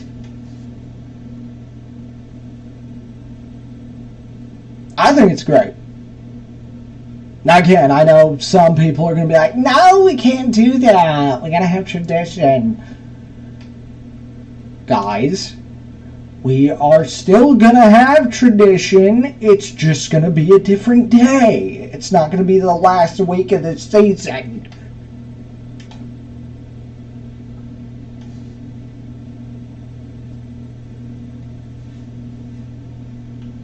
Not only that, but most of us are going to sound like robots the entire week. We're going to go into work that Monday and everybody's just going to be like Michigan OSU. Let's go. Doesn't even matter.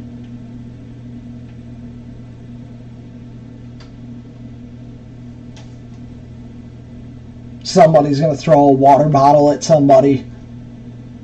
Like, oh, you're a Buckeye fan? Great. Here's a water bottle.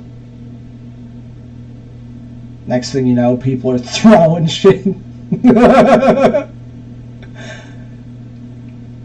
But no, it's just like the entire summer, you know straight up, like I said, they would make the announcement, you know straight up, the entire summer, the whole thing, Michigan OSU.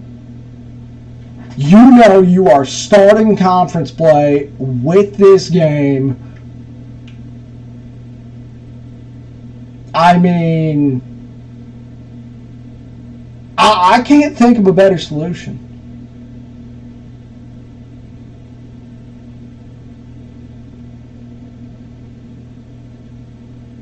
Like, I'm just saying, I think it'd be great. Like, I'm not even kidding. Like,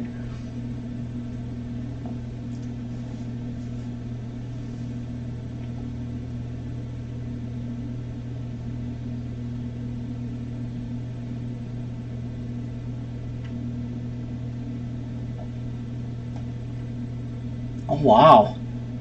Sorghum is ready too.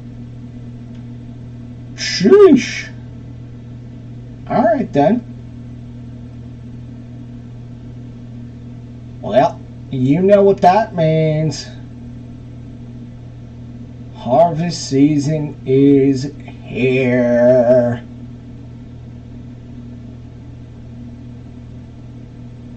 But no, I mean, when you really think about it, I still took out the sign anyway. Whatever. It is what it is. Oops. I don't even care. I got stuff to do.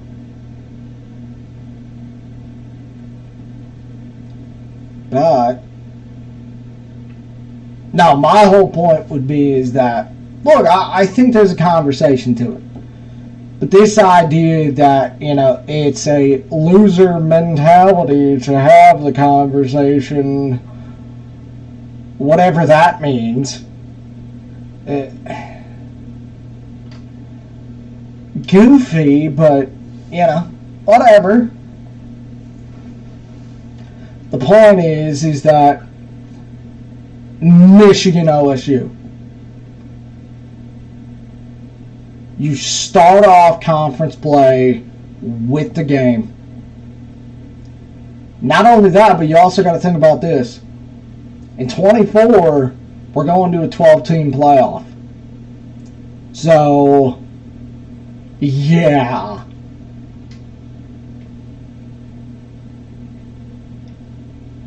Look, being a fan of college football, you're going to get tested either way.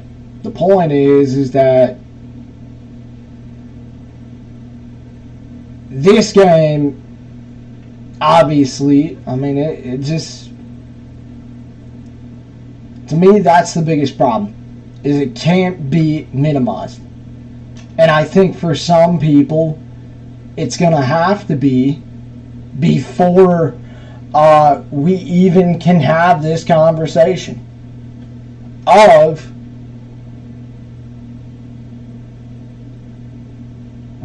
what do we do to fix this?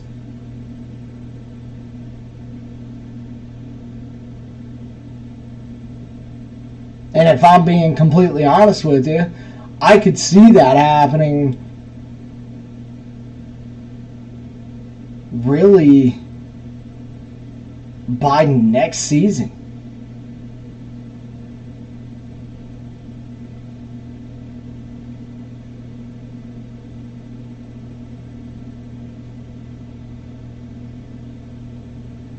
As wild as that sounds.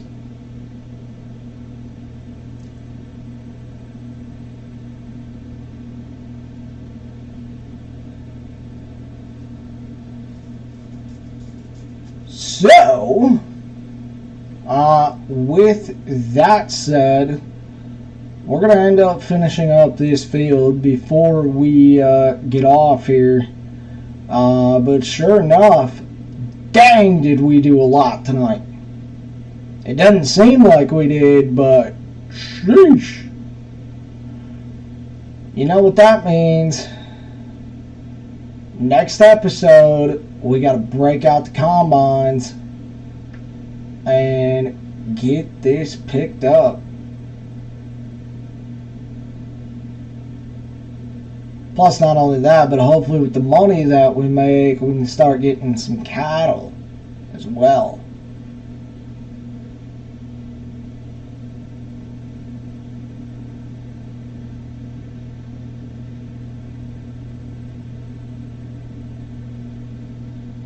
I missed a whole bunch there, but F it.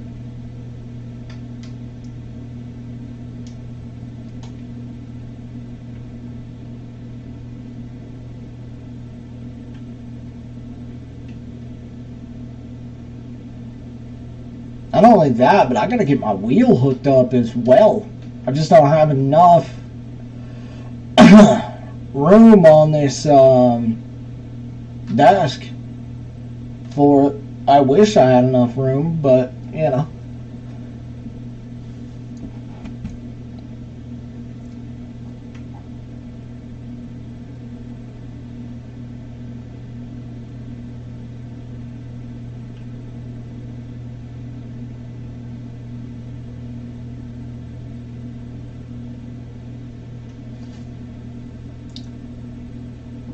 So I'm going to have to talk to TJ. I'll talk to TJ tomorrow and see what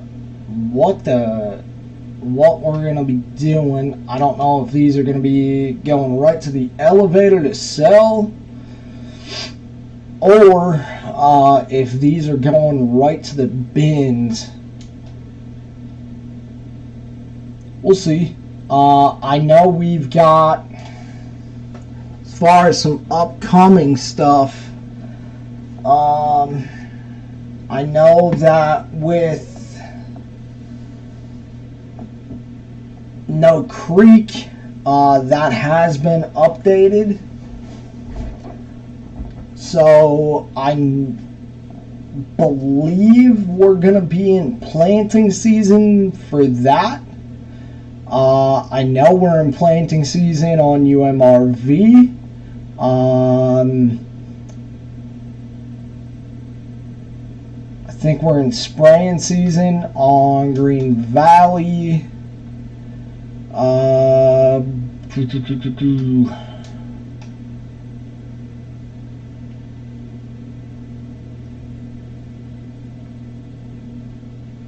know we're into winter still on No Man's. Trying to think of what else. I think that's it. I know Bucks County was updated. We got to get that taken care of. I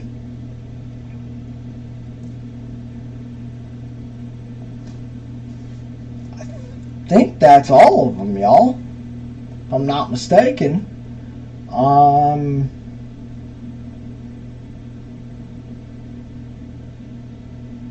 Yeah, I believe so. I believe that's all of them.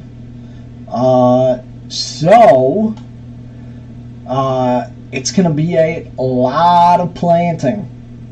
I know we've got some hauling to do over on UMRV as well. I know we still got to get into the business side over there as well.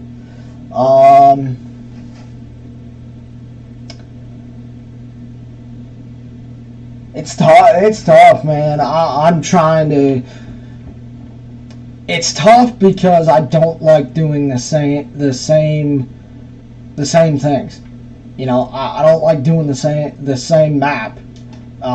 So I try and switch it up to keep it interesting. But obviously, I mean, yeah, there's series going on all those maps, so it is a little bit tough. But yeah, the next couple of streams, honestly, it's going to be trucking and planting.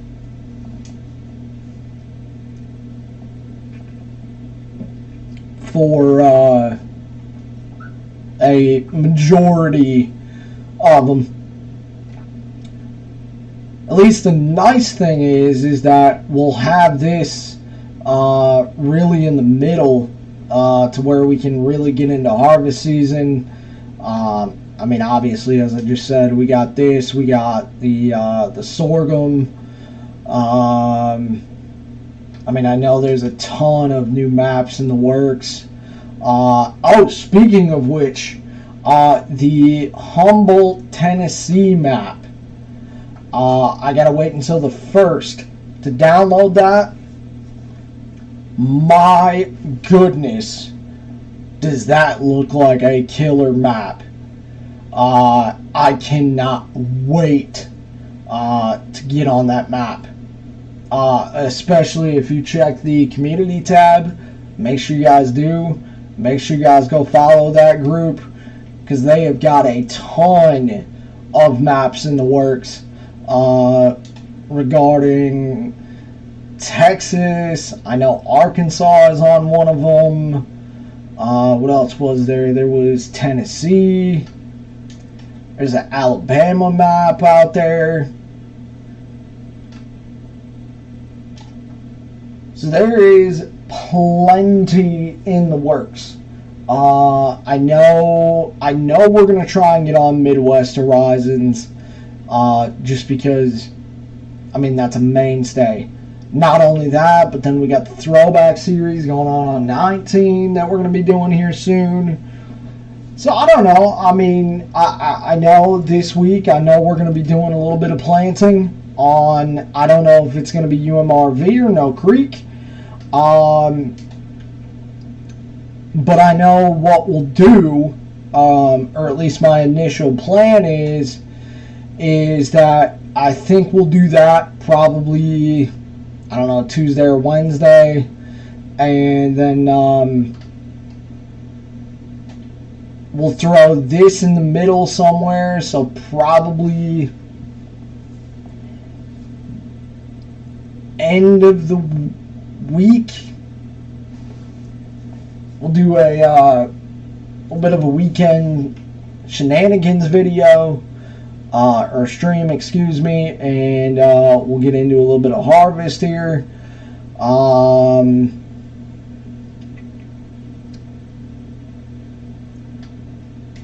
And then I don't know, maybe after we get the other planting done on whichever one that we're not on to start the week, maybe we'll switch gears and we'll hop over to 19 and do a little throwback. Let me know what you guys think. Or do you guys want to start out the week with a little bit of throwback? I mean, I don't mind. It's just I want to hear it from you guys. So,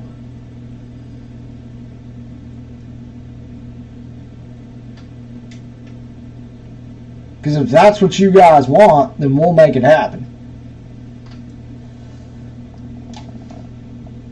But yeah, I mean, obviously, once we get the planting done, I mean, we'll probably do one or two of the spraying / fertilizing streams, just to get the field work done, and then we can just go from there. I don't know. I'm literally just in my head trying to make a plan, so I know what the hell I'm getting into.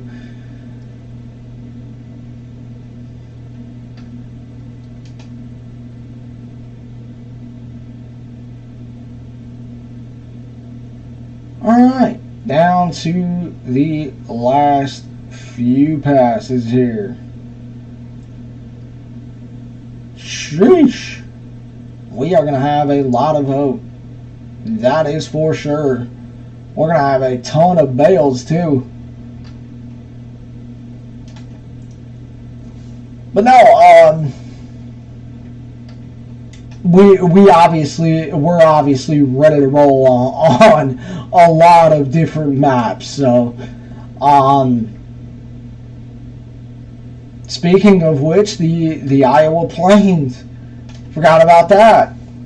Posted that one today. By the way, let me just say this: "Strangers" by Bring Me the Horizon, by far my favorite song. My absolute favorite song. I cannot get enough of that song 8 months freaking later. I fucking love that song. I may or may not blow out half of my headphones to that song. The point is, by far my favorite song.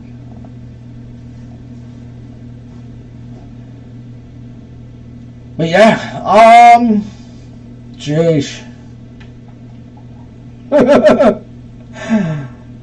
Oh my God.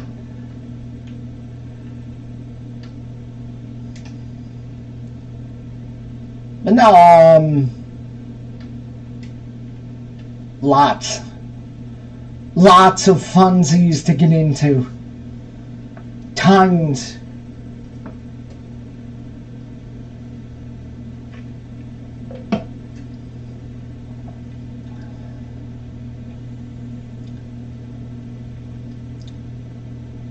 And I think next, when we replant these fields, I think these are going to turn into soybean. What's crazy though is that I have not seen a lot of people do soybean and corn on this map. So, which is kind of interesting because at the same time, I haven't seen a lot of people do it. So,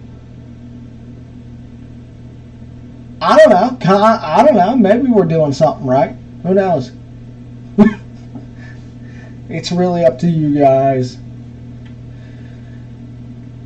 But no, by far and away, I think this is by far number 2 to I almost said Midwest Horizons. Jesus. If you can't tell, it's been a long week. The point is, UMRV, which I will say there is going to be a season 4 of UMRV. So, which is going to be super, super fun. Just because we love that map. So, alright. My goodness. We are going to have a lot of oat, plus we got the sorghum ready to go.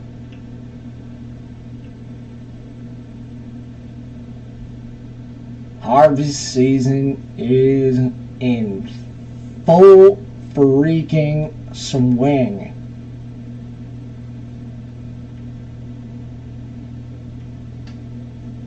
Nice. Alright. Well, that is going to do it for this Sunday evening. I hope y'all enjoyed it. If y'all did, click the like button. Smash the freaking like button. That's all I ask. We're very, very simple. Just smash the like button. Nonetheless, lots to get into, as you very well know. As I very well said, like, a bunch of times. But, no, honestly, there's a lot to get into. I'm excited. I'm excited. We're almost there. We are in the final week. The final, well, not week, but final steps to football season. It's almost here, people. Hold on. We're almost there. But no. We're almost there. With that said, I appreciate you guys watching. Appreciate you guys as always. You guys are the real MVPs. You guys should know that. Lots of work to get into, and plenty more to come. So I guess with that said, we'll be seeing y'all in the next one, and who knows, maybe we'll have a little bit of surprise